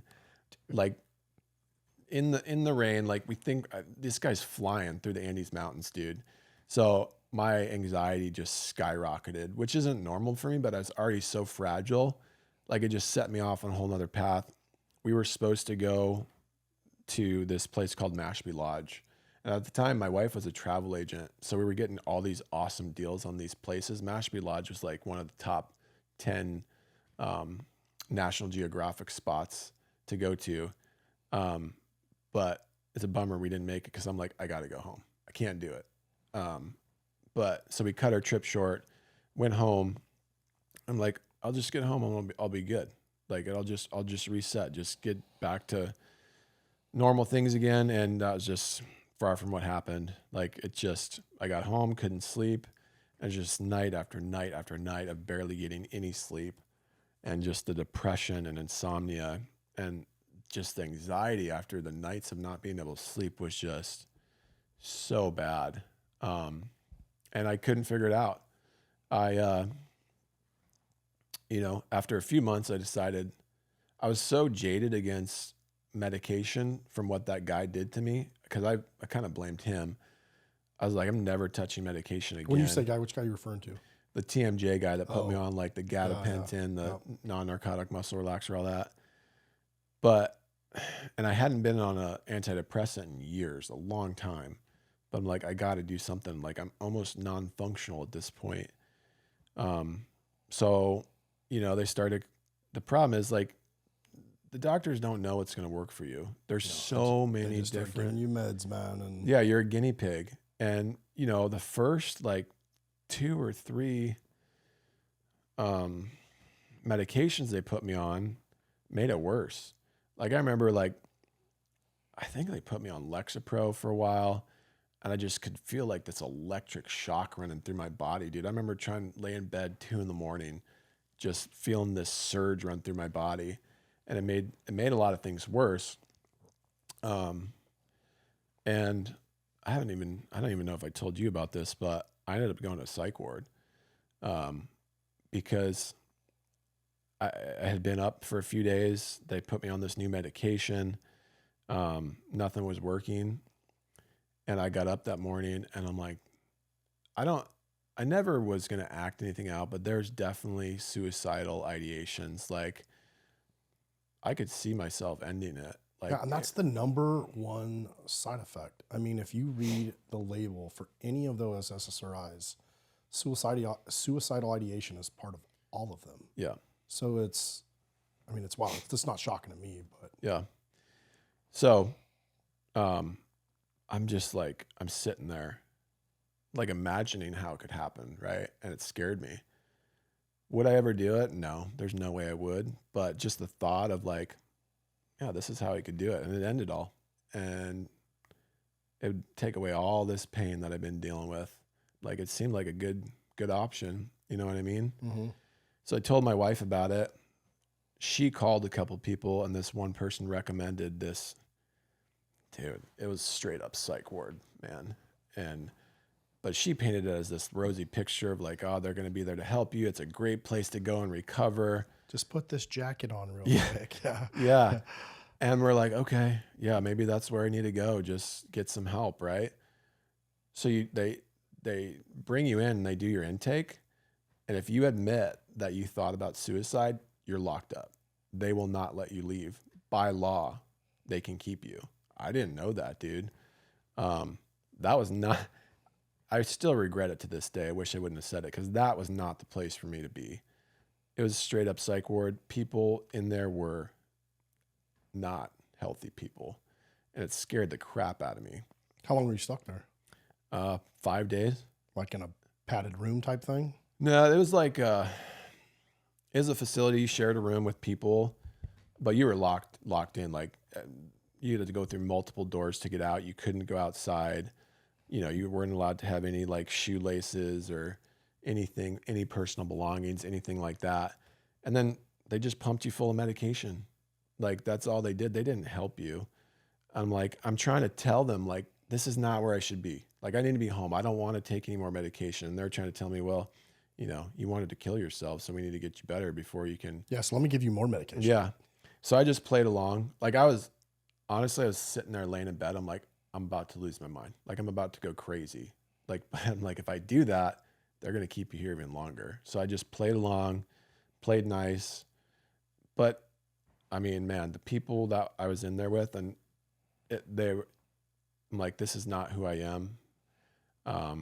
Like I'm not, like it was weird, man. Yeah, I'm sure. Like people that were really struggling. Like, dude, I was laying next to this guy in bed, telling me that he was levitating all night. Like like those are the type of, like this one lady had schizophrenia. She's constantly walking up and down the halls talking to herself. She tried to take a chair and break through the window. I'm like, I was scared, dude. I'm like, I was scared being in there. I'm like, so I just played along and got out of there as quickly as I could. And, you know, said I was all good. Got out of there. Finally got on a medication that actually started making me feel better, but the side effects were so bad. I couldn't stay on it. So I had to get off of it. You know, I tried doing morning sunlight. I tried working out. I tried walking every day. And all those stuff is good. It's great for mental health, but I was in such a dark hole. Like I needed something more to kind of snap me out of it. And I was talking to my brother, Scott, and, he's like, hey, have you ever heard of this guy called Wim Hof? And he's this extreme Dutch athlete that, does breath work and cold exposure. And from what I know, his wife had committed suicide. And he was in a really dark place, and he found that he jumped in cold water and it snapped him out of that depressive state that he was in. So I'm like, I started doing the breath work. Breath work made me feel really good, but it made when you say breath work, what were you doing? All right. So look up Wim Hof and look up breath work. Like if you want a euphoric, like natural free high, do this. So it was the Wim Hof's breath work. Yeah, Wim Hof breath work. That. Yeah, that's I've done it a couple times. You can shit, man, almost make yourself pass out. Yeah, it's intense. It was great, but it didn't cure that mental health issue I was having. But then started reading a lot about cold exposure and what he did. So at the time it was like October 2019. So my pool is starting to cool off. So I jump in my pool, but it wasn't that cold. But I'm like, there might be something to this. I tried cryotherapy. And I'm like, it made me feel a little bit better. This gave me this energy boost and it gave me some temporary relief. I'm like, I need to pursue this more. So I found a wellness center on the other side of town, probably one of the only places at the time that had cold plunges. And I went and did a cold plunge, and I did cold plunge, sauna, cold plunge, and then on a cold plunge. Driving home that night, completely changed. My brain had reset. That dark cloud that was hovering over me was gone. I could see my future again. Like I had my sense of humor came back. Like it was amazing how quickly it just reset my brain. What, how cold, how long, and how long were you in the sauna? Yeah, I think the first one I did was like 38 degrees. And then I did that for 90 seconds. Then I did the sauna for 20 minutes. And then I did another one in 45 degrees for like another 90 seconds. That was it. And then from then on out, you were hooked. I was hooked, dude. I joined the wellness center. I would drive there every single morning and do my cold plunge sauna. They had compression therapy and all that too. So I'd spend like an hour and a half there every day, then go to work. And then in the evenings, I'd go in my pool. So it had started cooling off quite a bit by then. So I was doing it twice a day. But I would drive, 35, 40 minutes out of my way every morning just to cold plunge. But I was a firm believer. I was telling everybody I knew about it, all my buddies. And that time, 2019, it wasn't popular like it is today. Like this was a new thing. So everybody was thinking I was crazy. Only a few of my friends actually did it, and they're still doing it today. But yeah, firm believer in it. So, man, you find cold plunge. You're driving 35 minutes across town. Like this thing has just really, I don't know, man. It sounds like it almost like kind of changed you / rewired your brain. And you kind of got addicted. And I know, like, again, man, we're talking late 2019. So then COVID hits. Yep. So how did that affect everything?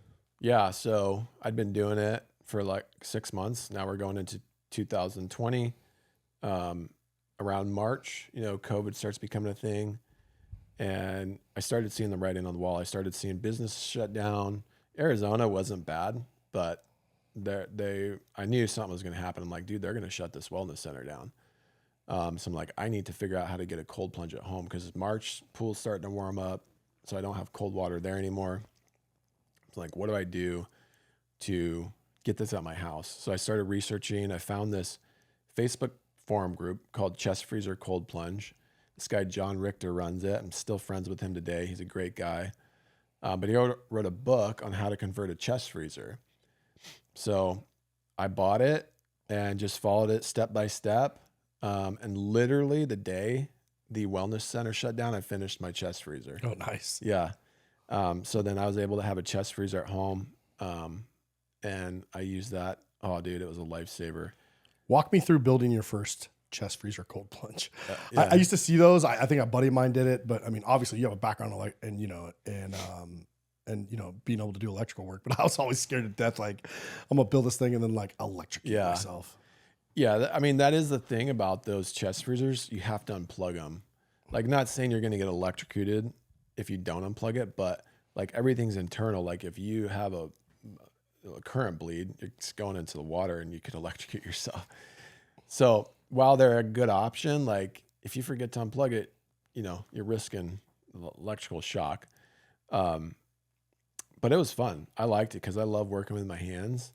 And during COVID, like Arizona stuff shut down for a couple weeks. Then we got back to normal pretty quick. But even then, you still had a lot of time on your hands during COVID. So I was able to do that. It was a lot of fun. It took me like 2 days to do. You built one in like 2 days? Yeah. Oh, wow. I mean, it took me like a couple weeks to source everything I needed and then 2 days to build it. The hardest part was like sealing all the seams inside the freezer. But then I put a temperature sensor on it so it wouldn't freeze solid. So I'd turn on and off with the temperature I needed. I put a little fish tank filter in there to filter the water. And it's a great budget option, but it's hard. They're hard to keep clean. You have to make sure you unplug it all the time. They're hard to drain. But for me, it was a lifesaver initially. At what point, like in your early cold plunge journey, were you like, yo, man, everybody needs to know about this or should have one of these? Or Dude, day one, I did a cold plunge. I was like, everybody's got to hear about this. Like, this is a life changer. So I would tell everybody I knew about it. Yeah. Talk a little bit about the dopamine hit. You and I were talking about this off camera and last night. You're a little more articulate than I am, but.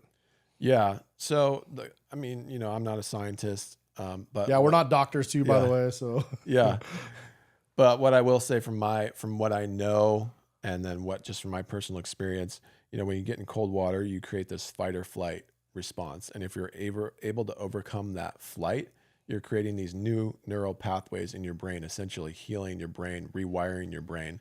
So it's great for anxiety, depression, stress, and then you get this dopamine rush. Like it's some studies say it's like 200 to 300% increase in a dopamine rush compared to cocaine. Yeah, I think the statistic I heard, I'll have to track it down.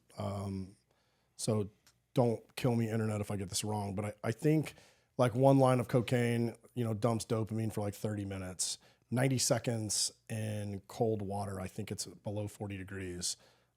Releases dopamine for 6 hours. It's pretty, I've seen like the days that I don't cold plunge, the days are completely different. Yeah.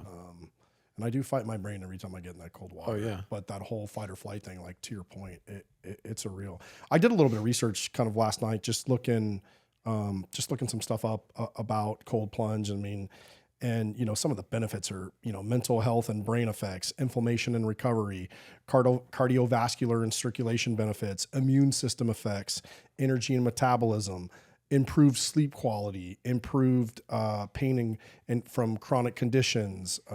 It's pretty wild. And I'm going to let you go back to your story, but I remember when I first learned about cold plunge, I think it was Joe Rogan had somebody on, and Joe Rogan's a big cold plunge guy. And,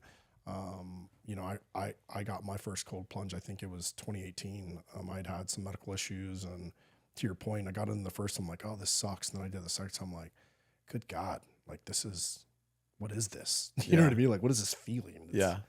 It's pretty wild. So, you you find this thing, it's really helping, it's really helping. Did your wife notice like a difference at all? Oh yeah, dude.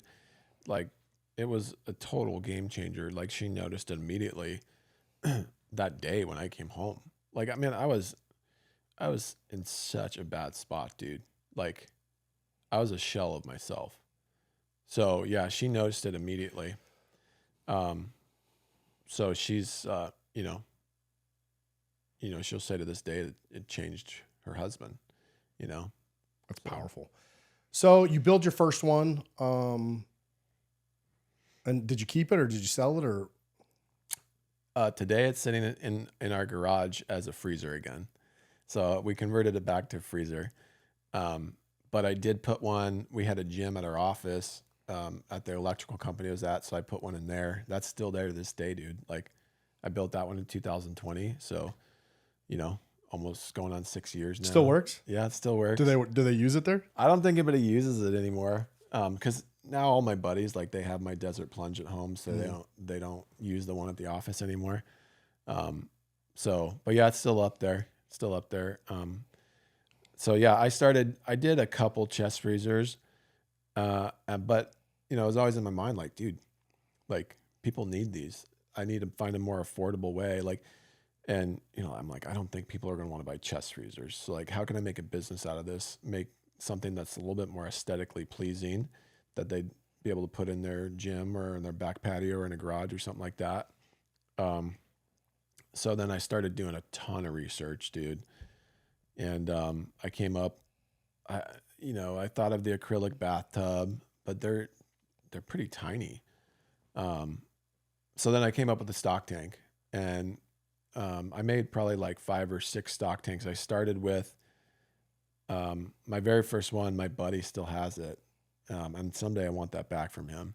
At this janky looking stock tank, dude, and everything's mounted on the side. But I Linexed the inside of it so because I bolted all the stuff on there, and then I Linexed it to seal it all, and then just put a chiller on it, filtration system, ozone, all that. I'm like, okay, how do I make this look nicer? So then I just started different variations of that, and then I eventually started enclosing them in wood, so it looks like just a big box in a stock tank. Then I had a cabinet where everything was mounted inside, and I started selling those, and I don't know how we started. I think it was just word of mouth. Started selling for people. I think if you told me, I think your wife was putting them on Facebook. That didn't start happening until Grizzly, okay. the Grizzly tubs.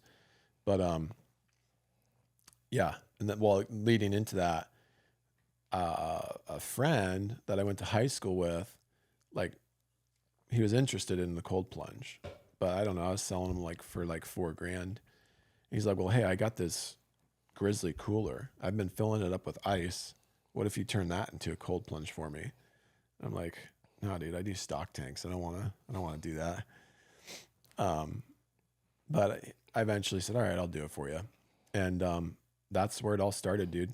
I did it. I'm like, man, this is super practical. It's efficient because it's so well insulated. It's definitely scalable. Like I could see a vision where like we could crank these out at a fast pace. Like those stock tanks took forever. So you're making these, you're making them out of stock tanks and then chest freezers. How many stock tanks and chest freezers did you do before you hit your first Grizzly?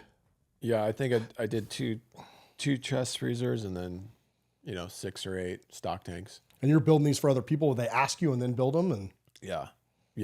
So you were really spreading the good news, man. Yeah. I remember, I think I felt like I was taking a big risk at the time. I bought like 4 chillers at once, 4 stock tanks at once. I bought everything to be able to make like four stock tanks at once. Cause it was and I remember my wife and I sitting here, we're like, what if one day we sold 100 of these? Wouldn't that be amazing? And now look, today it's like selling thousands, but it was crazy sitting there talking about that. At what point did you realize you were onto something?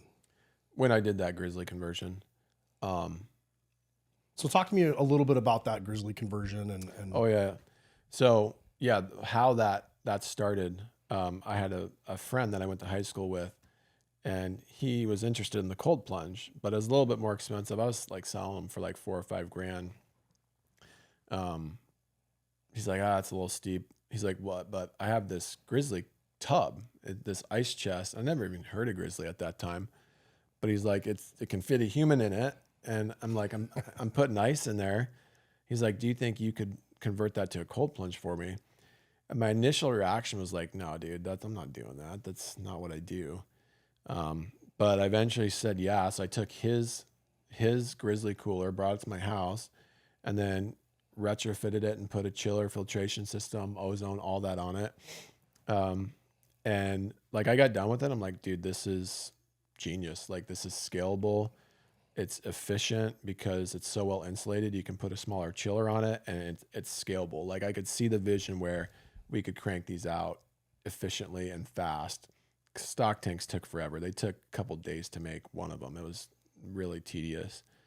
So that's when I knew like, hey, there's something to this. Now, like me, if it wasn't for my wife, I don't think we'd have Desert Plunge, honestly. Because me, I'm very risk adverse. I probably would have like, this is a great idea, but like, would I have moved forward with it? Probably not. But I was telling you the story, how we started selling those is I was on a trip in Israel, and my wife posted them on Facebook Marketplace, and she sold like 12 when I was gone. And I got back and she's like, yeah, we got 12 to build. I'm like, wow. So I'm like, there's something to this. So we cranked them out in my garage. And I'm like, dude, this is overwhelming. Like if we're going to really move forward with this, I need a bigger space. And just kind of blind faith. Initially, didn't you start like you were like leasing something from your like electrical company where you're working or something like that? I don't remember. Well, so it started in my garage. Then we moved to like this 1,500 square foot warehouse. And then we ran out of space there. And then I was still working for the electrical company at the time.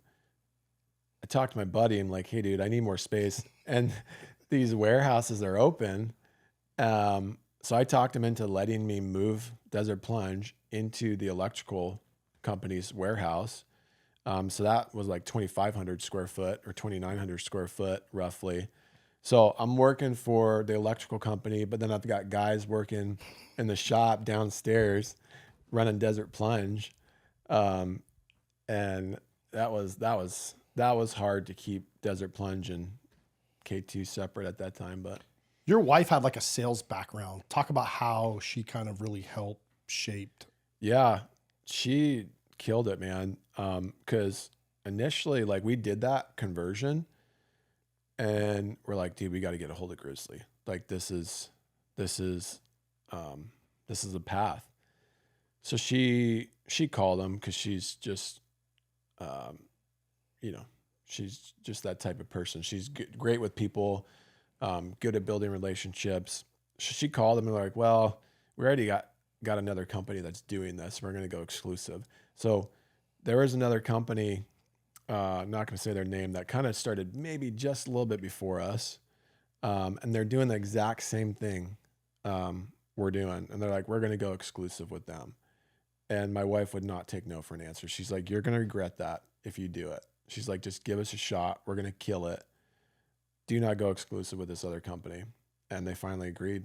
And thank God they did. And it's been a good relationship. We have a great relationship with Grizzly. That company is no longer in the picture. So it's been cool.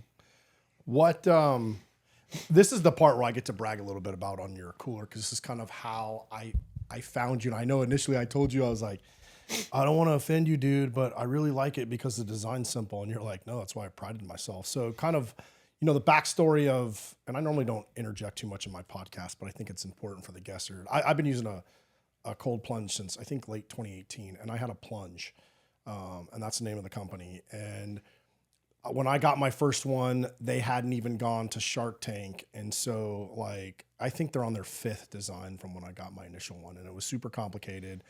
Wasn't made out of the great stuff. I had nothing but hell with that company. Their service department was actually pretty good, but that thing kept falling apart, man. I think I went through 2 chillers. We had, I bought one that had heat and cold, and I think one of the components fried, and then they ended up sending me a whole nother tub. And, fast forward, eventually that sucker broke too. And that's how I ended up finding you. And I was really combing the internet, dude, trying to find, cause I'm like, again, man, I think my plunge was like $7 or $8,000. And then I ended up having to buy another chiller when mine broke, and it was like $1,500, and they never fixed the heating element. And, you look at, the one that I was using, and it's complicated. Like the parts aren't complicated, but the way they make it's complicated. So like they end up having to send a service guy to fix it. And it just, man, and I couldn't stand the thing, to be honest with you. And it broke every time I needed it. And I was really like you, cold plunge therapy really helps me. Yeah. And so I was without a cold plunge for a summer, and where I live, the summers are miserable. Yeah. And so I had finally, I'm like, hey man, I'm going to get another one. But again, the ones I were looking at, they're like anywhere from $7,000 to $12,000. Yeah. And like, I knew kind of what goes into a cold plunge. So I'm like, man, and I've had some friends that make one. I'm not smart enough to do it, nor would I trust myself. And I really started, I stumbled across your company, looking at a different company. And I remember looking at it, I'm like, man, that's a cooler. And then I'm like, wait a minute, that makes sense. If you put it in a cooler, the water stays cooler, and the chiller doesn't have to work as hard. So then I started I remember I dove into your website for like 7 days, man. Like what's the backstory and how does this thing work? Because the last thing I wanted to do was, invest in a cold plunge. And the price point that you guys were selling it was way reasonable compared to what everything else was out on the market. And again, man, like every other Americans, time's a little bit tough, and, everybody's trying to stretch their dollar as far as they can. So I started looking at the design. I'm like, dude, this thing makes sense. And then that's when I finally reached out to you, and we ended up talking, and you're like, hey man, why don't you try it out? And man, I got that thing. I think I had that sucker up and running in water in less than like 20 minutes. Yeah. Like you guys I scanned this little video, like you made your instructional video for a retard that even my knuckle dragging retarded behind I figured out how to do it. I didn't need anybody, no help. And I mean, even when it got delivered, the original one that I had bought from Plunge, man, the tub was heavy. So it's like a 2-person carry. I was able to move everything all by myself, dude. Yeah. And so I remember when I called you, you're like, hey, did you get it? I'm like, bro. And I almost didn't want to offend you. I'm like, dude, this thing was like super easy to set up. It was super simple. You're like, no, dude, that's the way I designed it. Yeah. And like the components, I mean, I've used that thing I've had it for probably 2-3 months now. I use that thing every single day. My friends use it, and I'm not super tall. I mean, I'm 5'10", but I'm 220, and I fit in there. Like, again, man, my wife and I could both get in there if we wanted to. Yeah. So, I love that thing. And this isn't, you didn't pay me to say this. Like, this was, you know what I mean? Like, it's a great design. Tell me how you kind of came up with that design and kind of the evolution of the company, and,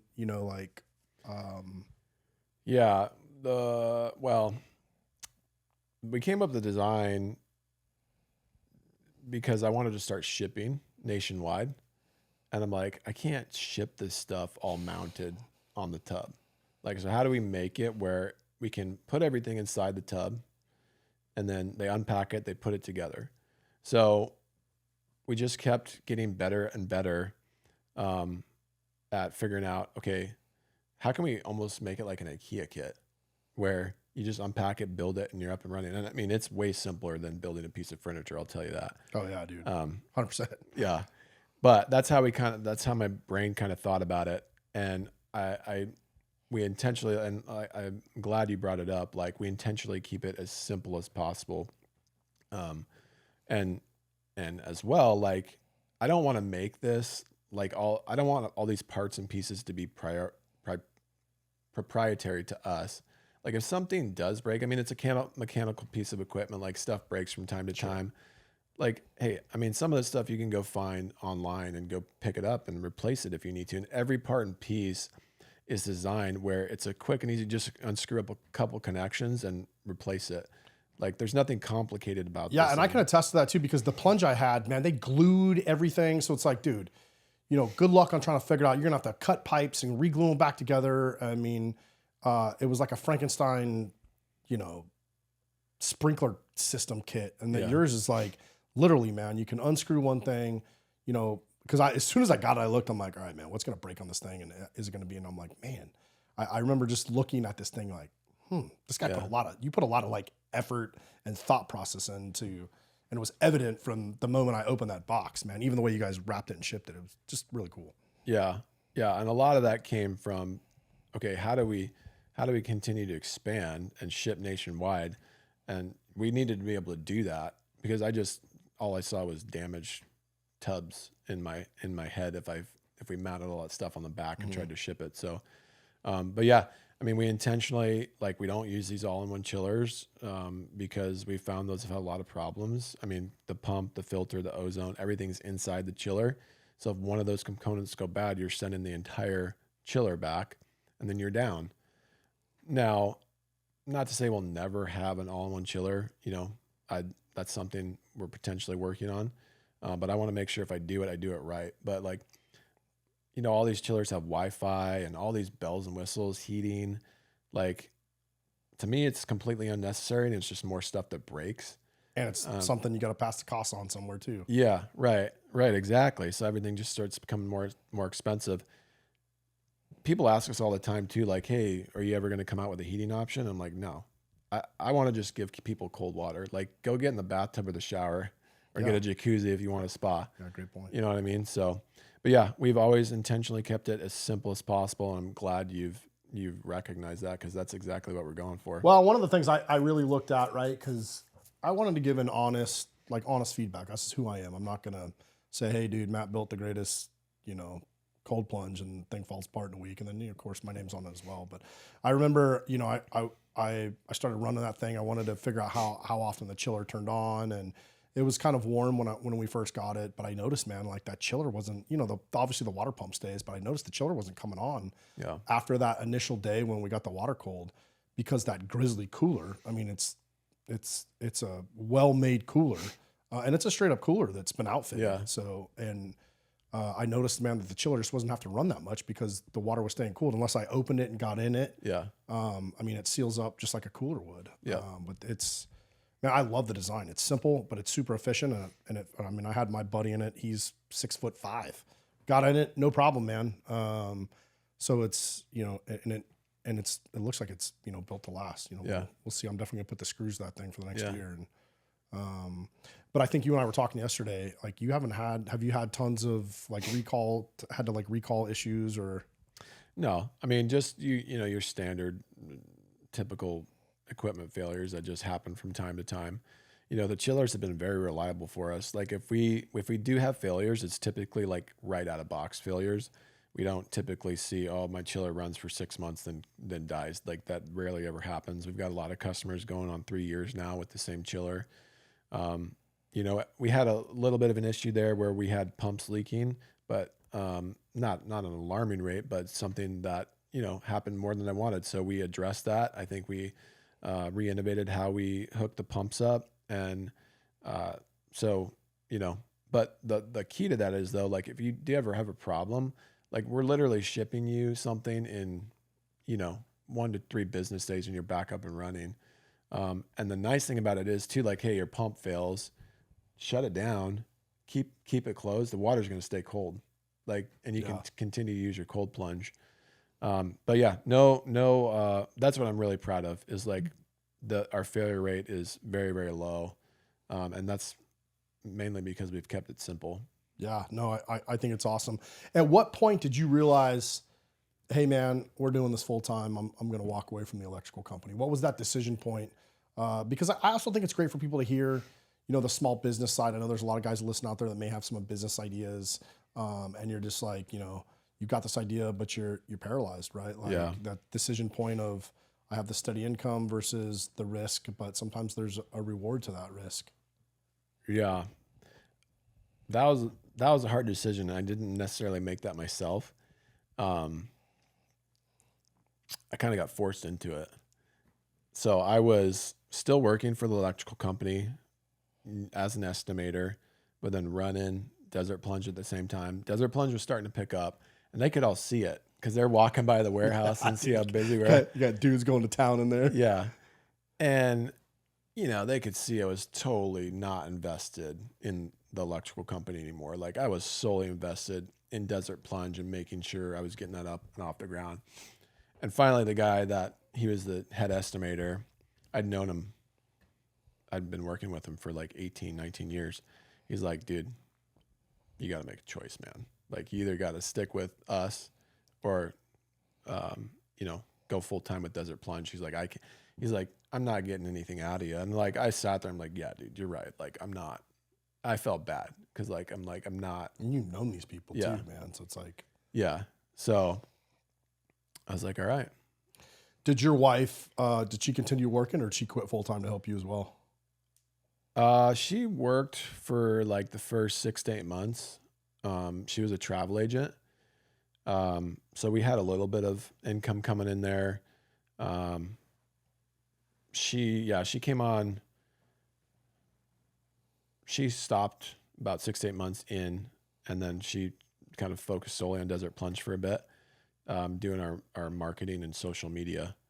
But yeah, when I stepped down, I mean, I don't know if I would have done it. Like, not when I stepped down, when I quit fully and moved to Desert Plunge solely, I don't know if I would have done it unless they forced me to. Yeah. Which they did.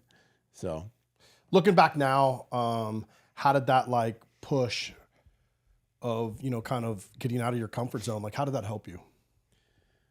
I mean, it was just total trust in God and knowing like, hey, this is the plan you clearly have for me. And just taking that leap of faith. Cause I could have said, all right, I'll shut Desert Plunge down and take the easy path. Cause I've been in the electrical industry for 20 years. Like, I know I can make a career out of that if I wanted to, whether I liked it or not. Like, I know I could make good money and keep going down that path.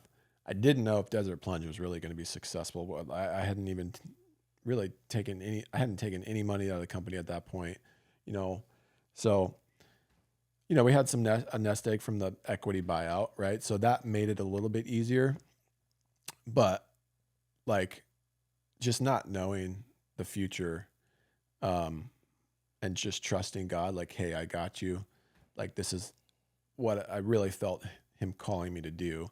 And I hadn't really ever really done that before in my life. Just put all my faith and trust in what I felt him calling me to do. So that was a real growing moment.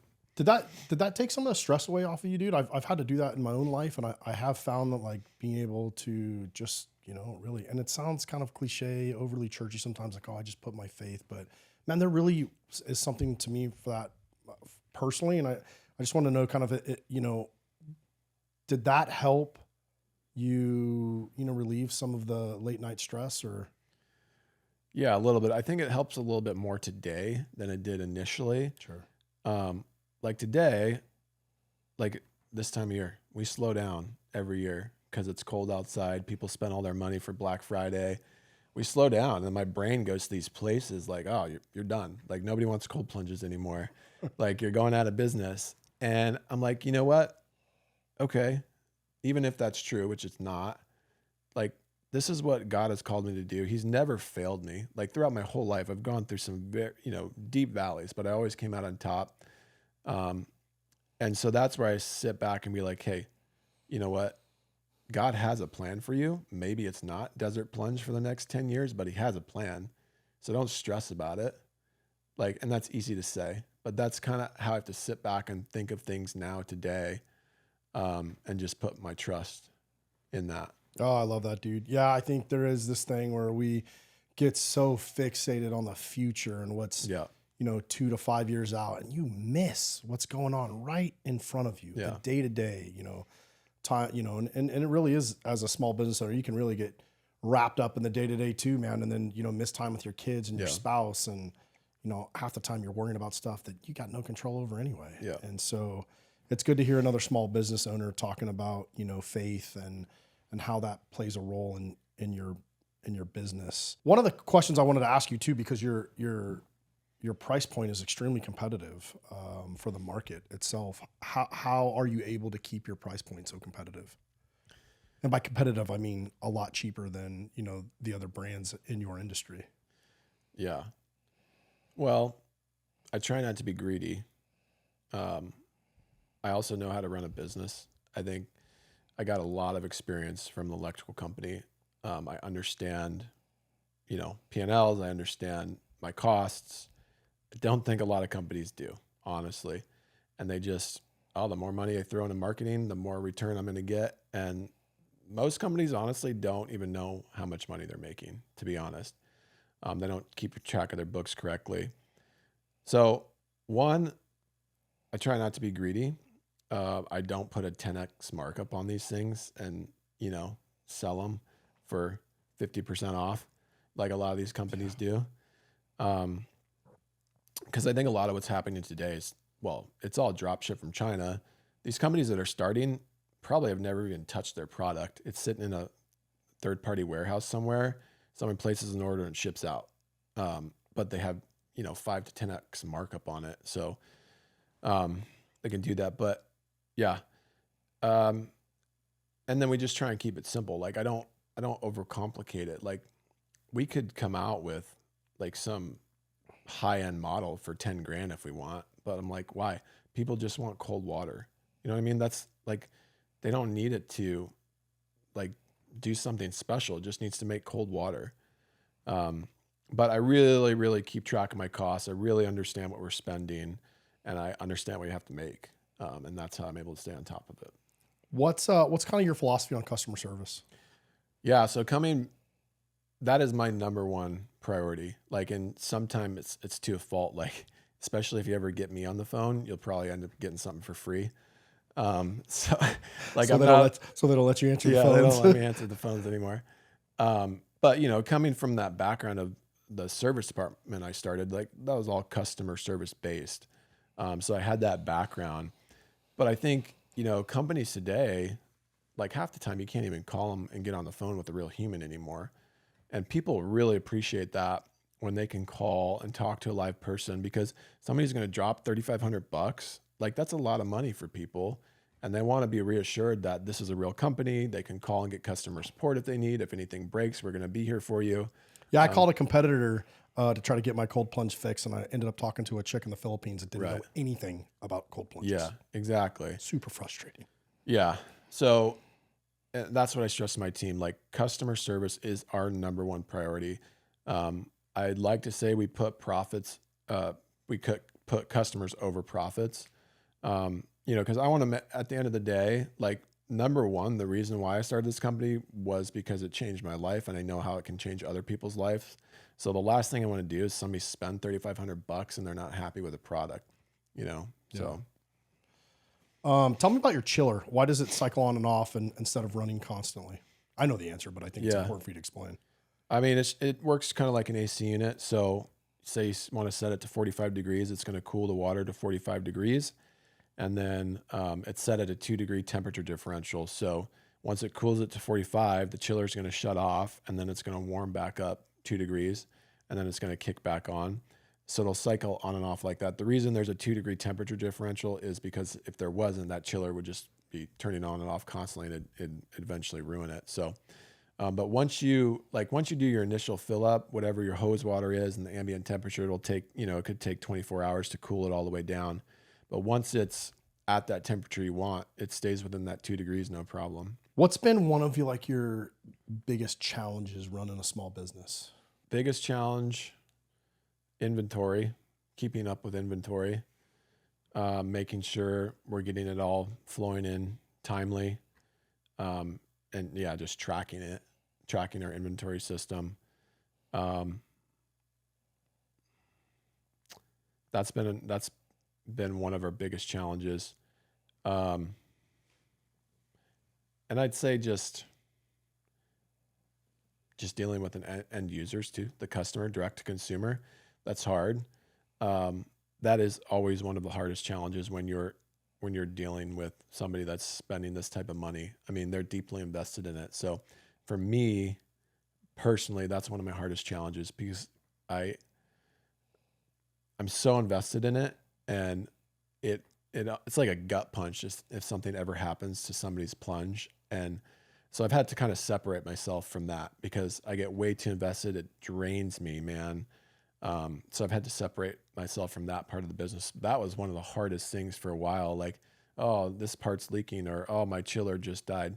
Like, and it just kills me. So that was one of the hardest things I had to learn to deal with. Do you think that drives you to really just constantly tearing apart your design to figure out what works, what doesn't? Oh yeah. Yeah. We're like, me and my warehouse manager, we're constantly sitting like, how can we improve this? What can we do to make this better? Without overly complicating it. But yeah, always. Yeah, that's awesome. What's been one of your biggest surprises with Desert Plunge? Honestly, just how fast it took off, and how well received we've been in the industry, and how many people comment on my story. Like, we get calls all the time of just people that have bought our product because they can relate to what I've gone through. And that's been a cool surprise, because we have a video on the website of just about my journey going to Ecuador and how I found cold therapy. I had my office admin walk in my office the other day, put someone on speaker just saying how much he enjoyed the product and how much he enjoyed my story, and just tell Matt thank you. So stuff like that. Yeah, that's awesome. It's awesome to see a business owner that can still connect with the people that he sells to, right? Because that used to be like what America was known for. Now it's like get big and get yourself a Ferrari and talk to people again. So it's really cool to see. And I've gotten to spend time with you and get to know you. And that's, again, man, we pride ourselves kind of who we bring on the podcast. And it was one thing that really struck out when I first talked to you is just, you're just a regular dude like the rest of us, a humble dude. And, you're finding extreme success. And it's cool to see, like, it's cool to hear your story and then to hear your success, right? And I think,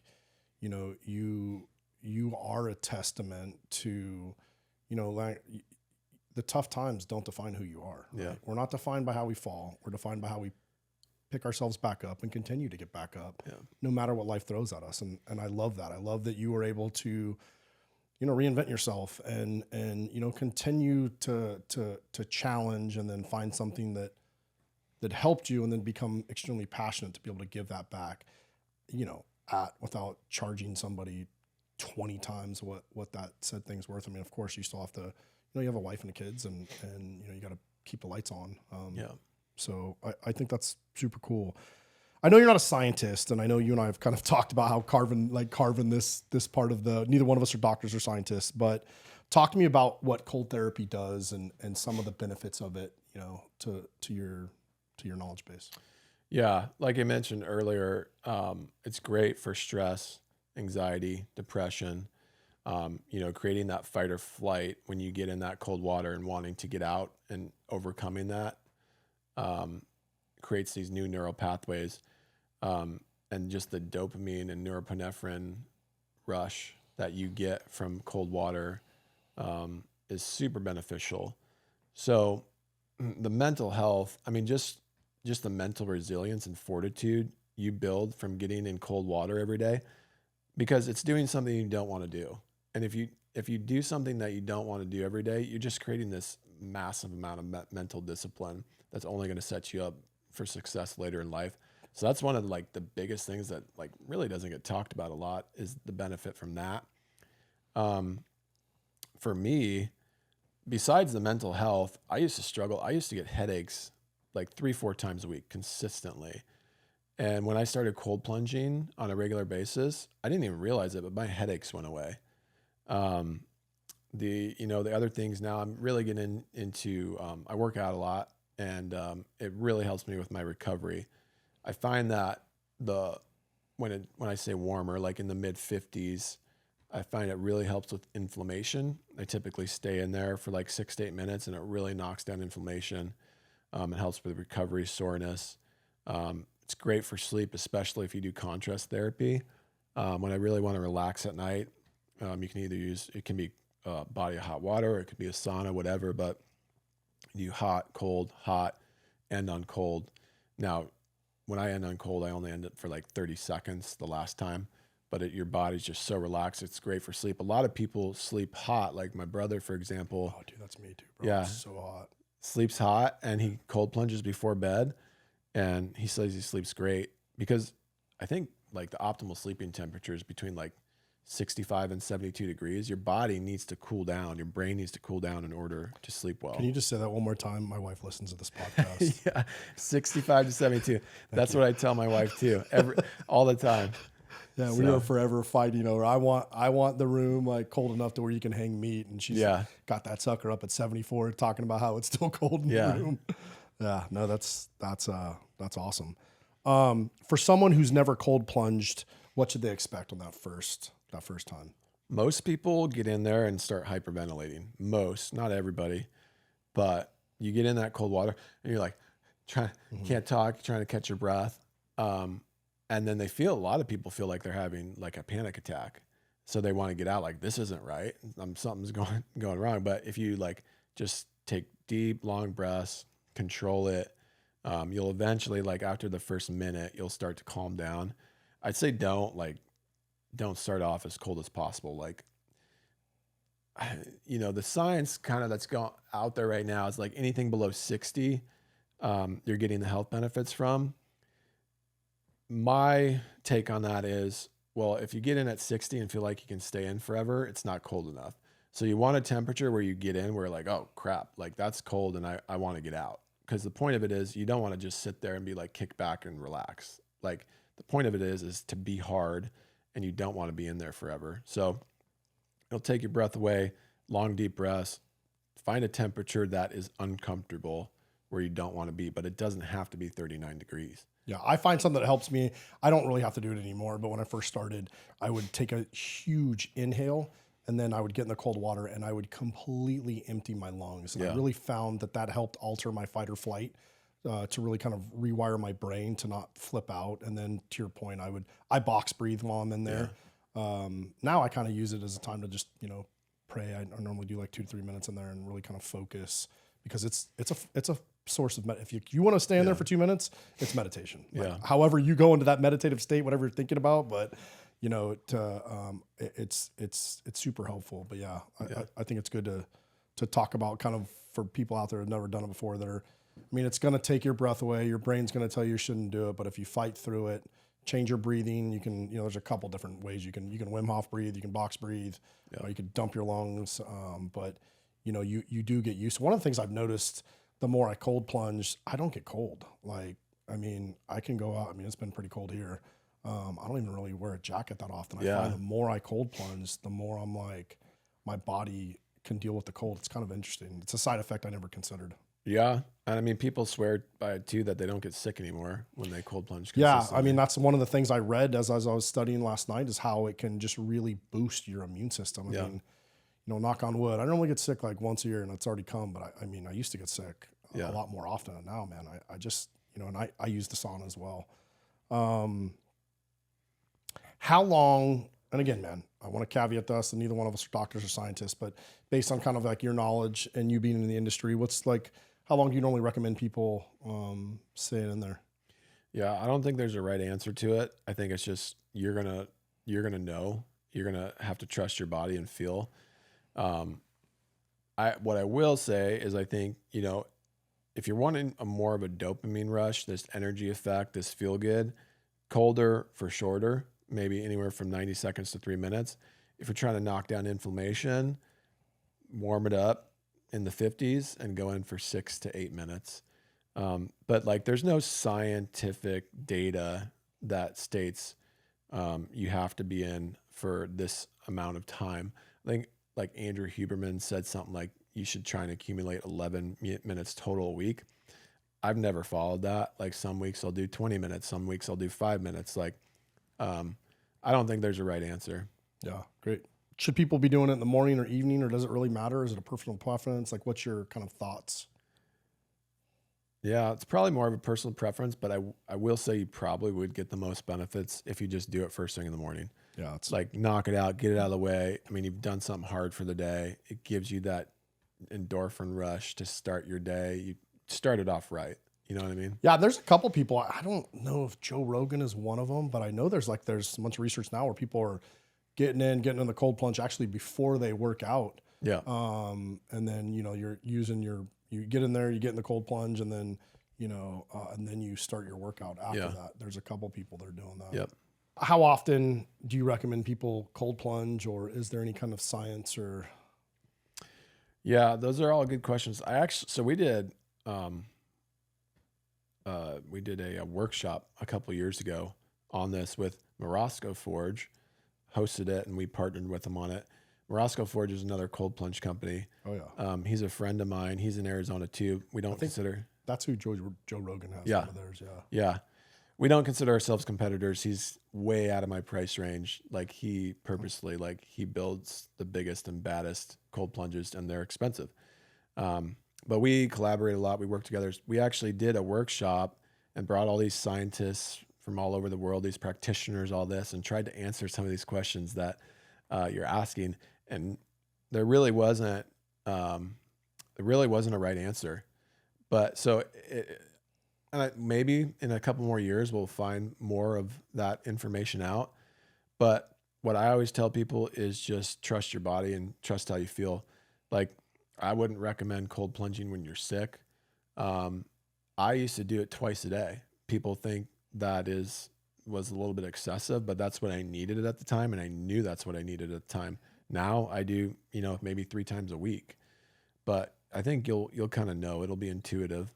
I don't think you can overdo it. I mean, I probably wouldn't do it 4 times a day, but yeah, that's great advice. As we kind of transition to the backside of the podcast, I'd love to talk about, we spend some time talking about, kind of the rougher years of your life, and then kind of the transition. And then, I mean, you've just blossomed, and, you've got a business going, you got a family. I know your wife's a big part of your life. I think anytime you and I've had a conversation, she's come up. Where are you now kind of mentally, emotionally, as far as, where you were, let's say 10 years ago, and through your battles and struggles?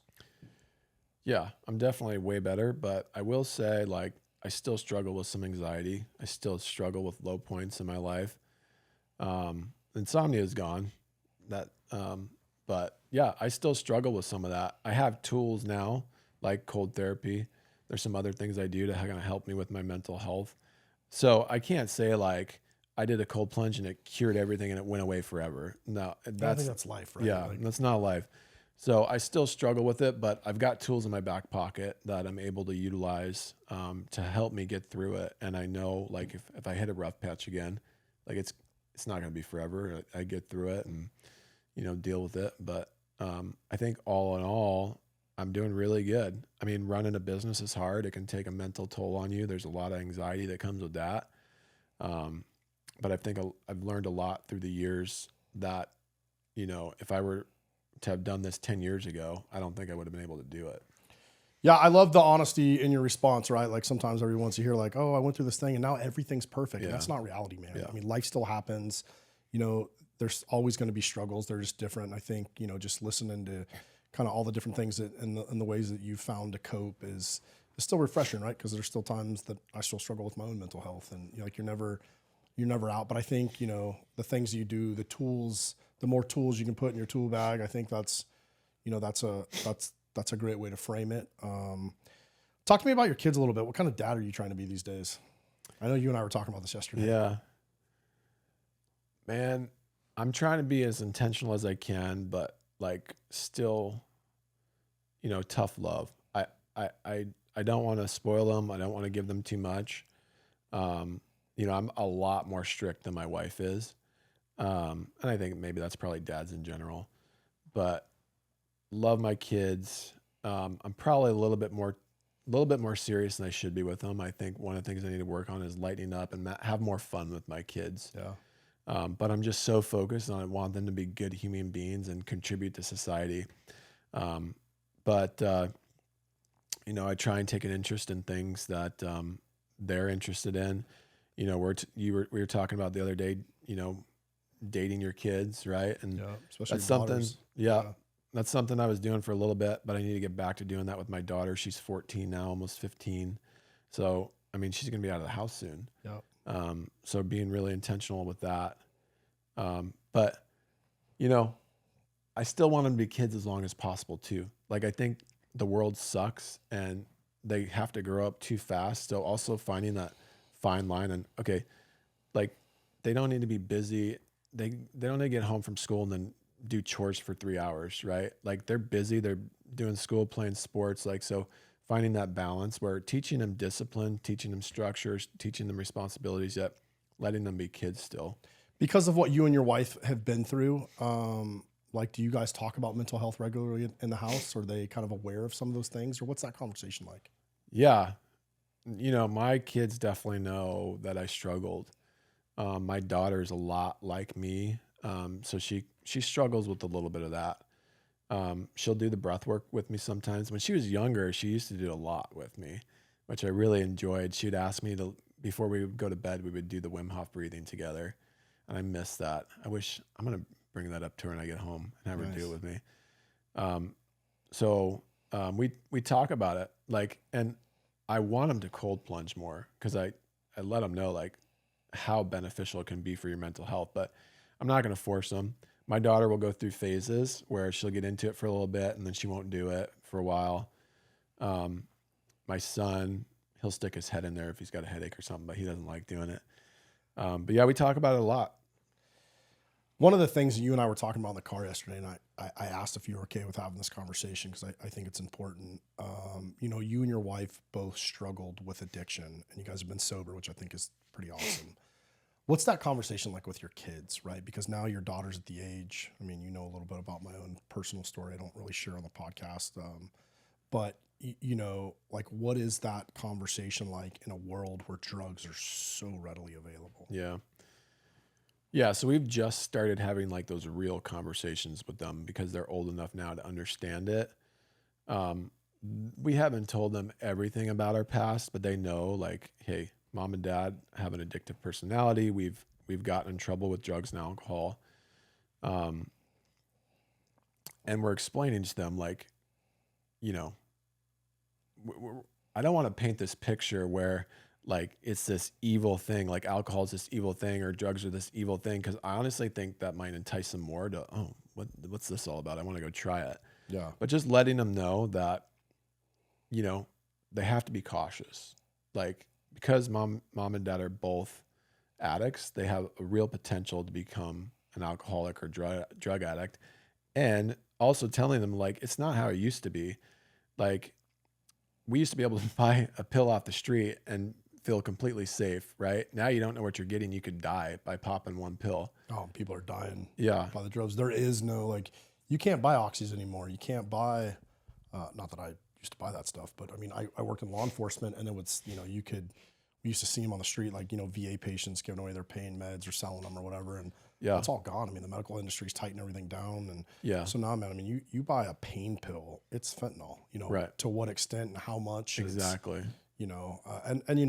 I wanted to make that clear earlier when we were talking, because I know we talked about your addictions and your struggle with drugs and, the first time you took a pill, and how that made you feel. But that was 20 years ago. Yeah. Like those days, those pills don't exist anymore. Like right. you get a pain pill off the street and 9 times out of 10, it's fentanyl. Whether or not it'll kill you is the game of roulette that you're playing. Right. And I've heard way too many stories about these young kids dying from this. And it's so scary. And that's what we try and tell them. Like, I don't want to scare them too much, but like, I'm like, guys, this is not how it used to be when mom and I were younger. Yeah. And that's what you and I were talking about yesterday. In the world that you and I are raised in, it doesn't exist anymore. Yeah. Like I've even had to change my parenting style. And again, man, because I think we adopt, whether we like it or not, I mean, we end up adopting some of those good, bad, or indifferent parenting techniques. But, the stuff that we grew up, man, it's just a different, and we were latchkey kids, at least I was, and you'd run the streets till, it got dark at night. And, I remember, I think I had a pager in high school. So it's like, your mom would page you. But now, man, like it's just a different world. Yeah. So, yeah. I just kind of wanted to, I was curious, as to what that conversation was like. What have you learned about breaking, generational cycles as somebody who's, been through a lot? We didn't dive deep into some of that stuff, but I know you, I know you're being intentional with, your family and your wife and your kids, and what's that been like? Yeah. My wife and I talk about that a lot. And, there's things that we've brought in from our childhood and we're like, it doesn't need to continue. Like we're going to break that. I mean, some of it, we talk about this generational curse. Like we don't need to continue to carry that. And we're very intentional about some of that stuff we've brought in and we need to stop. So that's an active conversation we have often with each other. Good. I love that. You said that 2 of the worst things in your life became 2 of the best things in your life. Explain that. Well, the path that I went down with the drug addiction, I mean, it was a long journey and it was a difficult journey, but it ultimately led me to my wife. Now we've been married 17 years. So, God turned that tragedy into triumph. And then that mental health crisis I went through in 2019, where I could not see any positive coming out of it. Like I was in the darkest moments of my life, yet out of that bloomed Desert Plunge.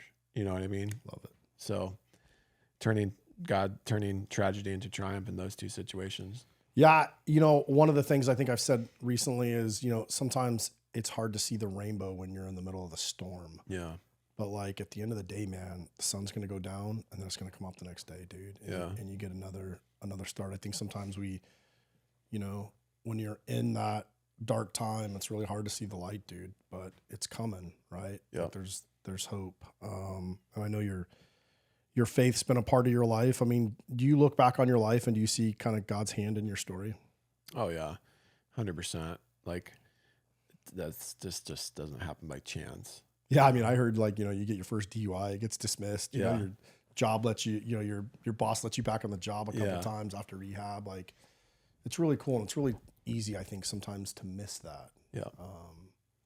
But it's good to hear that, your faith helped you. I wanted to ask you just quickly, I mean, you mentioned going to Israel and doing the trail. We were talking about it last night at dinner. What was that experience like? And kind of what was, what did you get out of that? Yeah, it was cool. It was really eye-opening. So yeah, it wasn't like your typical bus tour. Like I went with 12 other guys, and it was basically like a backpacking trip through Israel from Nazareth to Jerusalem. It was called the Jesus Trail. I think we ended up walking a total of 150 miles. Wow. And I was exhausted, but it was so much fun, man. And, you got to see a lot of things you typically wouldn't see in your normal touristy trip. We went with a guy that had probably been to Israel like 15 or 20 times already. So he knew all the ins and outs. So like we'd stop every couple hours and he'd explain, the spot and its significance and all that. But it was so cool, like being able to be in some of these like towns where, Jesus potentially walked. And just it was a really impactful trip and just kind of put things in perspective for me. I would love to do it again though, because it was such a whirlwind. If I were to go back and do it again, I'd probably go there a few days earlier, get settled. Like, cause the time difference is like 16, 17 hours. So by the time I finally started sleeping good on the 10th day, we turned around and went home. But super impactful trip. Like we, on one of the last days we were there, we were supposedly in the jail cell where Jesus was sitting the night before he was crucified. Wow. Yeah. And you just sit there and just kind of sit with that for a little bit and think about that. Just crazy. Yeah. Whew. That kind of gave me the chills. How does your faith influence how you run your business? Yeah. It does quite a bit. I try not to like push it down anybody's throat. Sure. You know what I mean? I think people know Desert Plunge and they know what we stand for, but I'm not going to sit there and preach from a stand in the street, right? I just want people to know, like, we love Jesus and we want to serve people with cold therapy. And that's how I want our company to be known. And I hope that comes across that way. Dude, I love that. For the young man or woman listening who's struggling with addiction, what would you tell them?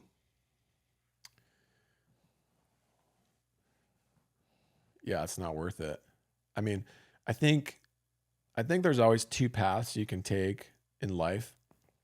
You can take the easy path and the hard path. You're going to end up at the same destination. But it's your choice on which path you want to take. But God's going to take you to the same spot. But it's just not worth it. I mean, it's hard for these young kids today. Because I'm trying to think back of how I felt at that age. And you just don't see all the repercussions that are coming from that lifestyle, all the people that you've hurt, all the destruction you're doing to your body, just the pain and agony you're putting yourself through. It's just not worth it. It's just not worth it. For the dad who's worried about his kid, like your dad, what would you say, or what piece of advice would you give? Yeah, that's really hard. And I don't even fully know how to answer that question yet. And I hope I'm never in that situation, you know? We talked about it a little bit, like, you know, you do everything you can for them, especially when they're still young, not over 18.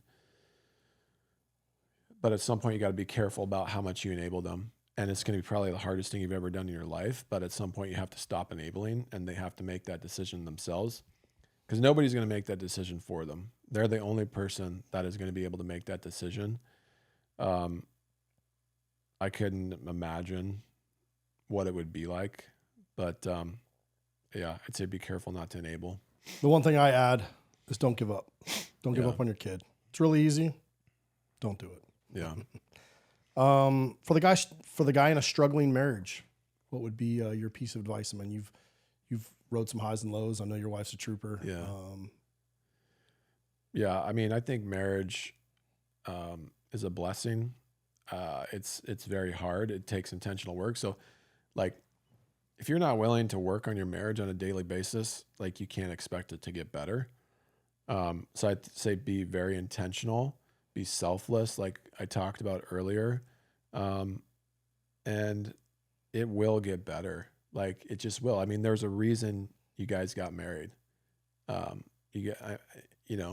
So, but everything you work, like, you're not going to become better at business just sitting there and letting it happen, right? You got to continue to work on it, continue to grow your business. The same thing in marriage. You have to be intentional with it. And a lot of us just show up and expect our marriage to be great and not put in any work. So you got to put in the work, but you'll receive the rewards from it. Dude, great response. For someone considering starting a business, what should they know? Know that it's going to suck. It's going to suck bad. Obviously, there's a lot of perks to owning your own business, running your own business. The rewards are awesome. But, like, just getting to that path, there's a lot of risk involved. The stress that you're under, it's hard. It's hard where, like, a lot of people think, you run a business, you got it made, and that's far from the truth. Everybody I know who runs a business is under an immense amount of pressure and stress. But the reward can be worth it. But there's a lot of risk involved too. Yeah. So be prepared for life to suck. Yeah. And if you have this fear of failure and you can't afford to fail, yeah, don't start a business, dude. Yeah. Because, most of your billionaires will tell you how many times they failed. Everybody sees, what Tesla is, but nobody, again, man, maybe he had a lot of money to start with, but take a successful business, and I guarantee they failed a lot more times than they put on social media. Right. Most people are going to fail a few times before they succeed, for sure. I wanted to talk about something with you, real quick. It's something that you and I talked about offline, and it's something we've talked about on the channel before. But you've had some experiences with plant medicine, and I know you and I had a pretty long conversation about it. What's kind of been your experience? How did you find it, and how did it help you, or did it help you? Yeah. So smoked weed when I was younger, but like the first true experience I had with plant medicine that I was intentional about just like healing trauma and healing my body was 5-MeO DMT. And that was nuts, man.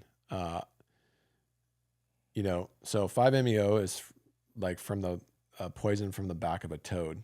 Oh, yeah. So my intention behind 5-MeO was I felt like I had some stored trauma I needed to release. I felt I was like holding stuff in my body. It was causing physical pain, mental issues. And I actually did this about a year before we left for Ecuador, before I had my mental breakdown. So that was my intention. My intentions were truly good. So I decided to do it. My wife's brother owns a plant medicine, I don't know what you call it, down in Costa Rica. Like a treatment center. Yeah. But he had one of his practitioners come up to our house and administer the 5-MeO. So me and my wife both did it. I was not prepared for what was going to happen. I remember watching a video and like briefly like, hey, you might experience, like, you think you're going to die. Like, and I just like brushed it off like, oh, that'd be just a bad reaction. Or like that happens. People say that with medication you take. Like, I didn't take that serious, but I smoked it. I set some intentions, sat down on the floor, took a couple inhales, and within like, I don't know, 5 seconds, I was pretty much out of it. I do remember like very quickly saying out loud, I don't like this. I don't want this. I don't want to do it. I remember trying to get up and they pushed me back down, and that's pretty much all I remember. Now, I think, so I had an ego death, which a lot of people have had that now that I'm researching more into this, but I literally thought I died.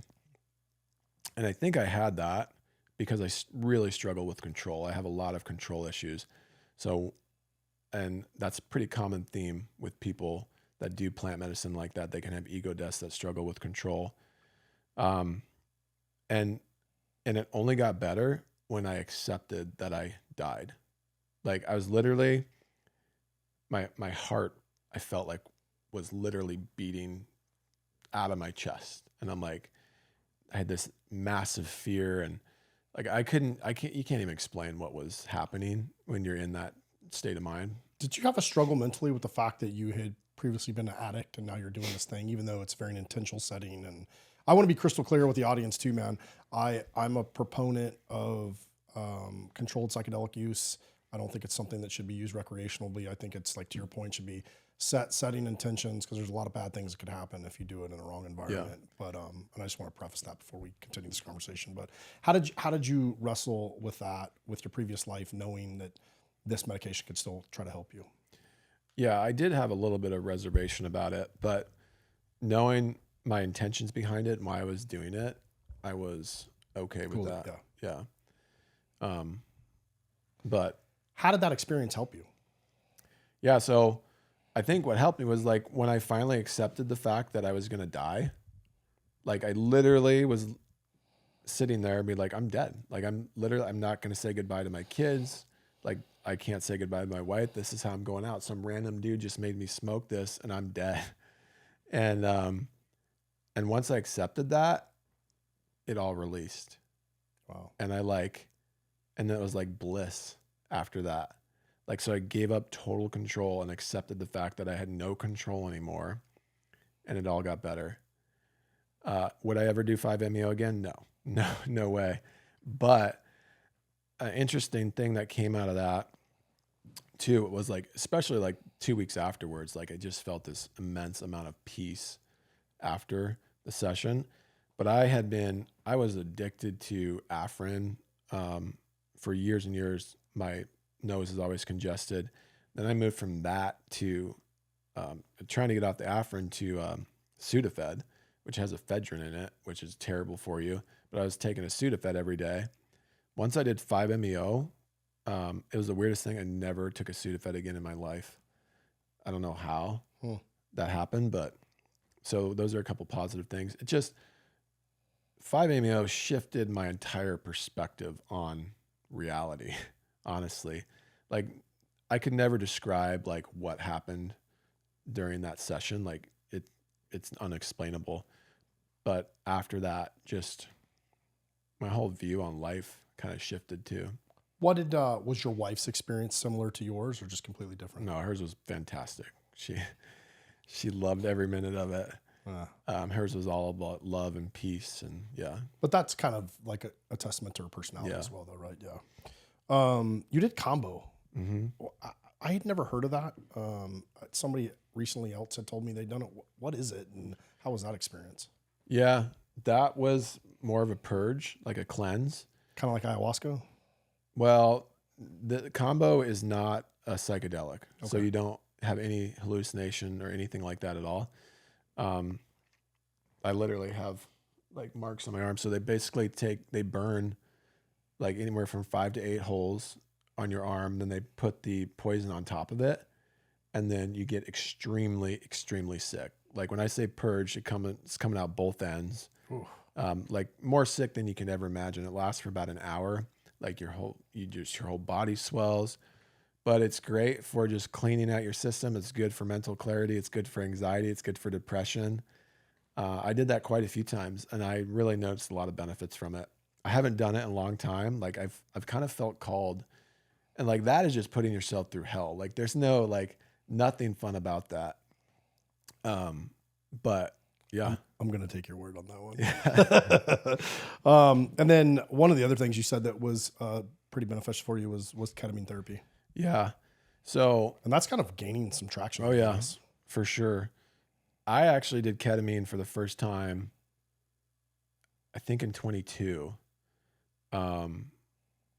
After all this had happened, after I discovered cold therapy, I worked myself into a panic. Like I had 3 teeth pulled up here, and when they pulled one of them, it pulled a bunch of bone out with it and caused a sinus perforation. So I had a hole from my mouth into my sinuses. So I literally could breathe air through my mouth into my sinus cavity, and it was not healing. So like I just worked myself up into a panic, and I had a panic attack again for the first time in a long time.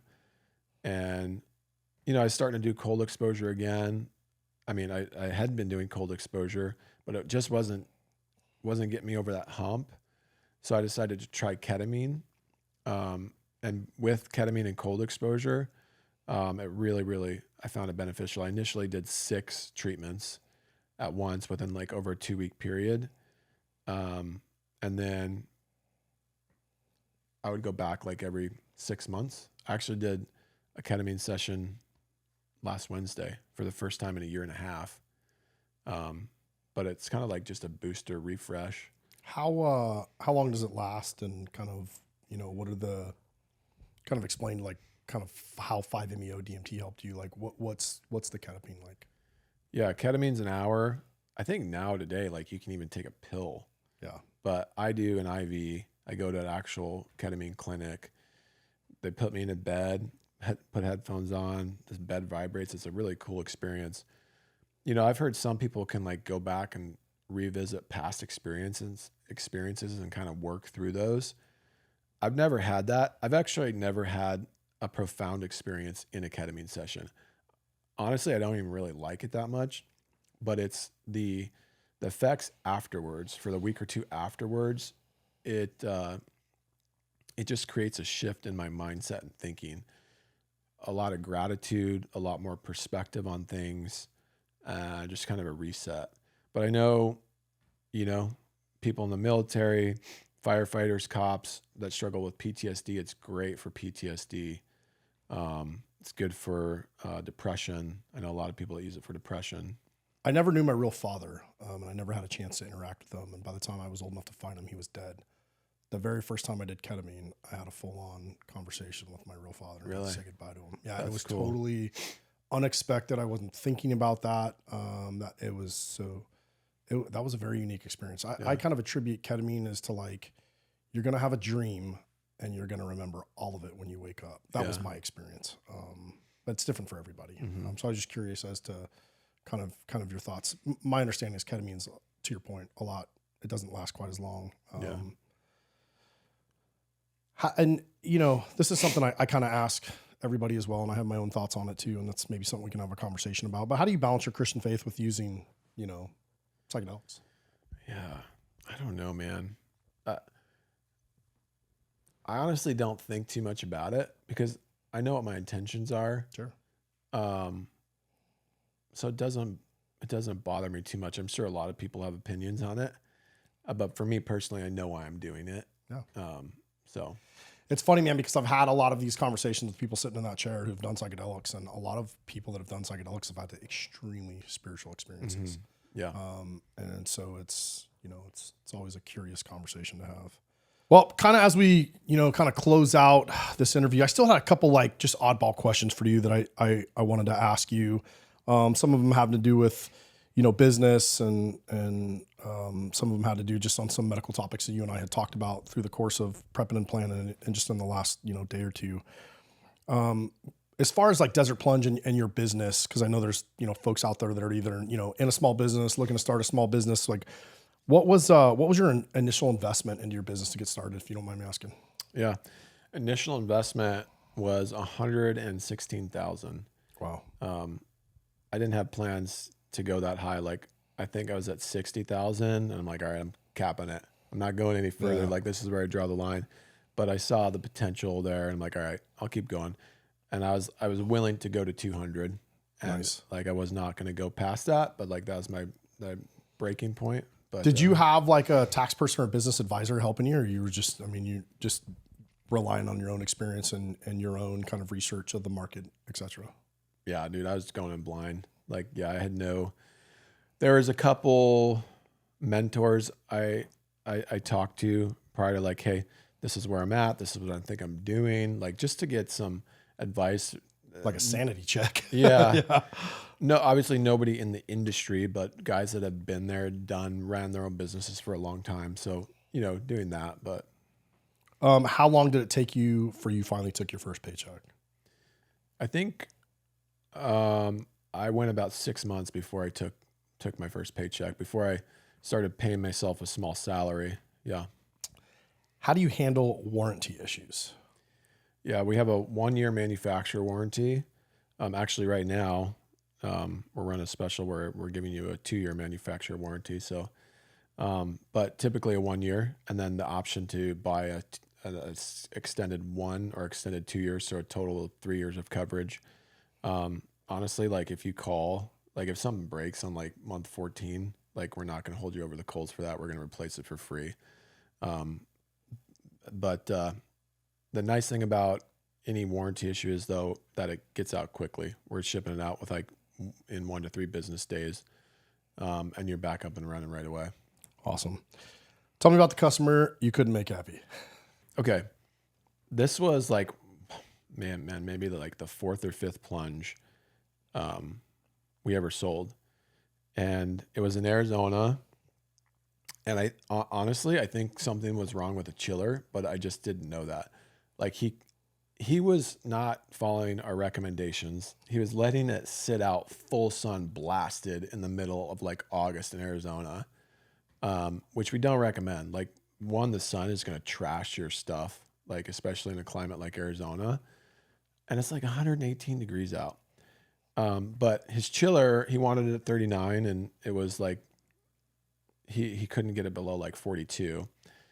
Ultimately, it was just a defective chiller, but it was early on and I didn't fully understand that yet. But I was like I was kind of blaming him a little bit, like, hey, you got to keep it covered. Because honestly, like even in full sun blasting on it, they'll go to 39. But we just don't recommend that. But he was pissed. And this is the only return we've ever accepted, but I took it back from him, because ultimately, like, and I'm not going to say I'm going to take a bunch of returns back, but he's the one and only person that I just wasn't going to be able to make happy. Ultimately, what we could have done is just switched out the chiller and it would have been fine. But I literally drove to his house and picked it up, and brought it back to the shop. Yeah. Every now and then you get that customer, where they're going to be a headache and you're like, yeah, let's just be done with this. Yeah. Yeah.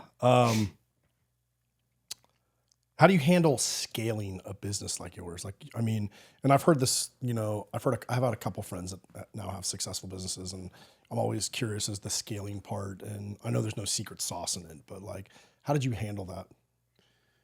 Yeah. So back in 2017, when I was with my electrical company, we grew really, really fast. One, it was hard to keep up with. And then 2, we grew so fast, we really weren't understanding our costs. So I've always been kind of cautious. Like, it's good to grow, but growing too fast is risky. So I've intentionally not grown as fast as I think we could have for those reasons, because I think it ultimately will hurt your business if you're not ready for it. And it's going to hurt your customers. If you can't respond to your customers in a timely manner, if you can't get product out in time, all for the sake of trying to scale as quick as possible, it's not worth it. Yeah. Somebody told me one time, you got to plan for success, and that actually takes planning. And I think a lot of people don't plan for success. I didn't do it in this podcast. I didn't really think this podcast was going to grow as quick as it did. And we're still trying to, balance, content with the guests and not overdo it so that we don't lose the quality. So that I definitely resonate with that. I'm kind of switching things into some medical stuff because you and I are pretty passionate about some of these questions I'm about to ask you. But SSRIs, man, do you think doctors are overprescribing them? Oh, 100%, dude. I mean, it's all a money game. And I mean, I could talk for a long time about this, but I have a friend, he's an influencer, Cold Plunge Cam. Go check him out if you guys want some good content. He got put on SSRIs when he was a kid, and now he's trying to get off them in I think he's late 20s or early 30s now. But he's just sharing his journey about how hard and difficult it's been to get off these SSRIs, and he is struggling. And I don't think doctors know what they're prescribing, to be honest. Like, they know they make a commission off of it. I mean, they'll push certain brands just because they're making money off of it, dude. And I don't know all the ins and outs of all this, but I know it's a money-driven industry. And like, especially for SSRIs, nobody knows what's going to work. So you're like throwing darts at a wall to see what's going to work. You're getting, playing guinea pig. Well, it's like a psychiatrist. If you go see a psychiatrist, they're going to give you medication. That's what they Right. do. Yeah. And just the side effects from it, getting off these medications, like they'll tell you, oh yeah, there's no side effects from getting off. That's complete bullshit, dude. Like I said with that Suboxone that I was on, is a 2-month detox. This guy, Cold Plunge Cam, it's been like a 3-year process for him, and he's still not completely off his SSRIs.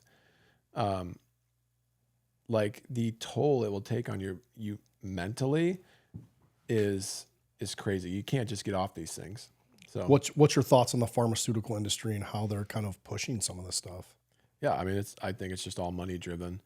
They're not looking out. I don't think they're like out to make us sick, but they're not out for our best interest. It's all a money game, and they're in it for the money. There's no money in the cure, bro. Yeah, exactly. I mean, we're seeing that huge in the veteran community. And again, dude, this will probably get suppressed on YouTube. But I mean, the SSRI industry, just in the Department of Veterans Affairs, it's a multi-billion-dollar industry. And, there's this fight now to legalize, psychedelics, or at least for treatment. But the problem is people that are doing psychedelics one time are not ever having to use SSRIs. Yeah, right. It can't be repeat.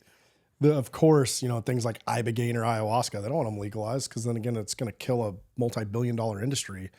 But when you consider that, I think the number now is like 40 veterans a day now are losing. Yeah. When you start adding suicide, addiction, ODs, and then we always wonder, well, what's going on? Well, it's like, dude, you're giving people the medication that gives them. I mean, suicidal ideation is a huge part of the SSR industry, and it's something that's not talked about. And again, we'll probably get this suppressed for saying this, but it's true, man. I mean, there's a lot of people that are taking those SSRIs, they're having those thoughts. Like you talked about it, that side effect. So it's, hopefully, man, I know there's some Congress people and I know the state of Texas is actually leading the charge for ibogaine, which is really cool to see. And we've talked about ibogaine on the podcast in the past, man. So it's, I'm hopeful, man. I mean, they're finding short-term studies with psilocybin and ecstasy as well. Like one ecstasy treatment, I think in a study they did was like curing people. It's other stuff out there. You can't help but wonder. And I will say, like, there can be a time and place for SSRIs. Sure. You know what I mean? I'm not saying nobody should ever get on them, but to add to that, it's not just SSRIs. Like, the problem with this medication is we're not fixing anybody. Like, it's just a Band-Aid. Yeah. And if you don't deal with the underlying issue, it's right. You're not dealing with the underlying issue. So that's the problem. Yeah. You talked a little bit about AA and the 12-step programs, and again, you were pretty clear that it does work for some people. It didn't work. What do you think's broken, or what do you think would have helped you a little bit better in AA? I don't know, man. I don't know if anything is broken. I think that was just my perception of it. I think they're probably stubborn and set in their ways, and they're not changing for anything. So this is how we've always done it, bro. Yeah, this is how we do it. This is how you stay sober. So I don't know. For me, maybe I just needed to try some different places. But to me, it was just a bunch of people there that were unhappy, that felt like, hey, this is where I'm at in life, and this is just what I'm stuck with. And just standing up every time saying, hi, I'm Matt and I'm an alcoholic, like continuing to label yourself over and over and over again. Like, that's not who I need to be. Yeah. So. Yeah. Good. And then the last thing, something that you and I have talked about, actually since we met, is, you know, college versus trades. Why do you think there's still such a stigma between the two of them? Well, yeah, I mean, it's getting pushed so hard by society. Like, you need to go to college to be successful. And I think, yeah, I don't know why there was a stigma with like construction workers, these dirty, grungy construction workers, like can't make money. But yeah, that's far from the truth. I mean, I didn't go to college. You know, I'm not going to push my kids to go to college if they want to, and it's a good choice. Like, hey, if my daughter wants to, our son wants to become a nurse, like, okay, yeah, that's a good college career path. Like, if you're going to business, or study business, make sure you like get into an internship, not just show up to these business classes and get no real life experience. Because otherwise, you're going to graduate college and you got the college experience. I got a degree in psychology. Cool story, bro. And what are you going to do with it? 150 grand in debt. You know what I mean? If not, go. I mean, a lot of these companies now aren't requiring college degrees anymore. Like the trades, you don't need a college degree, and you can go get an education, get it paid for, and you can work and get paid. So, I mean, I'm all for not going into debt for some meaningless degree. Awesome, man. Well, as we kind of wrap up this interview, dude, I just want to just thank you, man. I mean, it's not easy to come on a podcast and, you know, fillet your soul and everything that went wrong in your life.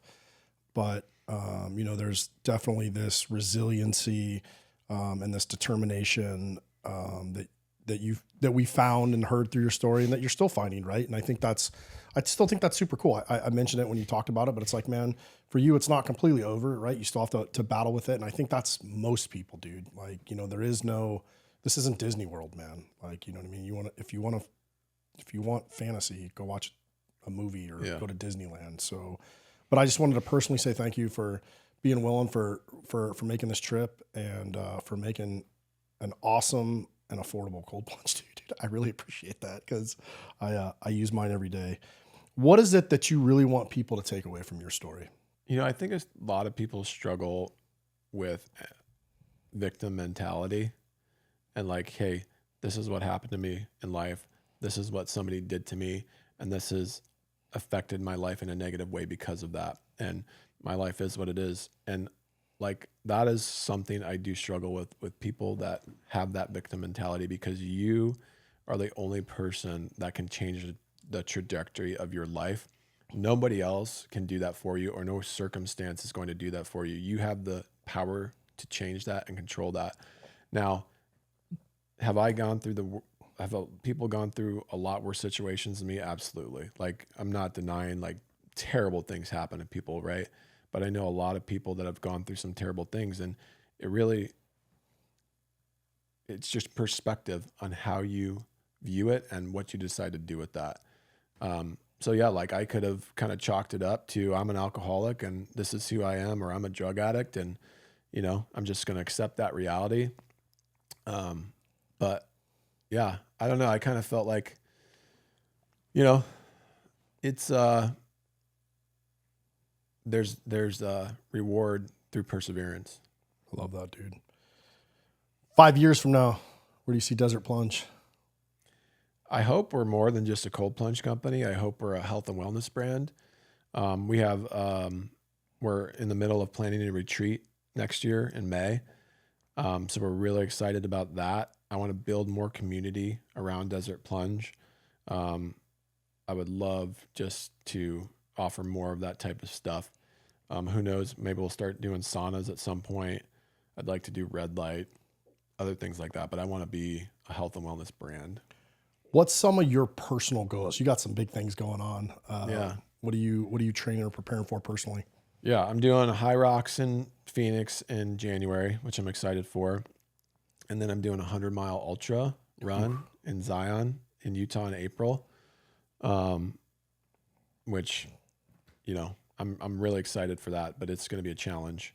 And then in May, I'm doing rim to rim to rim Grand Canyon. We're doing that in one day. What is that?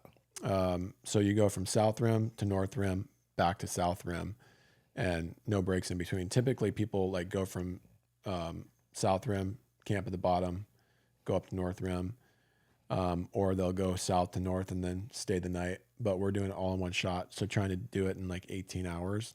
So doing that with like 30 guys. So that'll be fun. So got some physical challenging goals coming up this next year that I'm excited about. Stoked. The last thing I want to close with, man, I know your wife has been a huge part of your life, your success, your business. Anything you want to say to her? Yeah. I just appreciate my wife so much. I mean, she's my rock. She's ultimately, I've said this to people before, but you know, I don't think Desert Plunge would be where it's at today without her. Just the unwavering support that she gives me. I appreciate it so much. And I love her. I love you. I love that, dude. Yeah. You got a beautiful daughter and a son. What do you want to tell them? Love you guys. You know how much I love you. I'm super proud of you. You both are great kids, and I look forward to just continuing to see you guys grow up and continue to see your success in everything you do. Awesome, dude.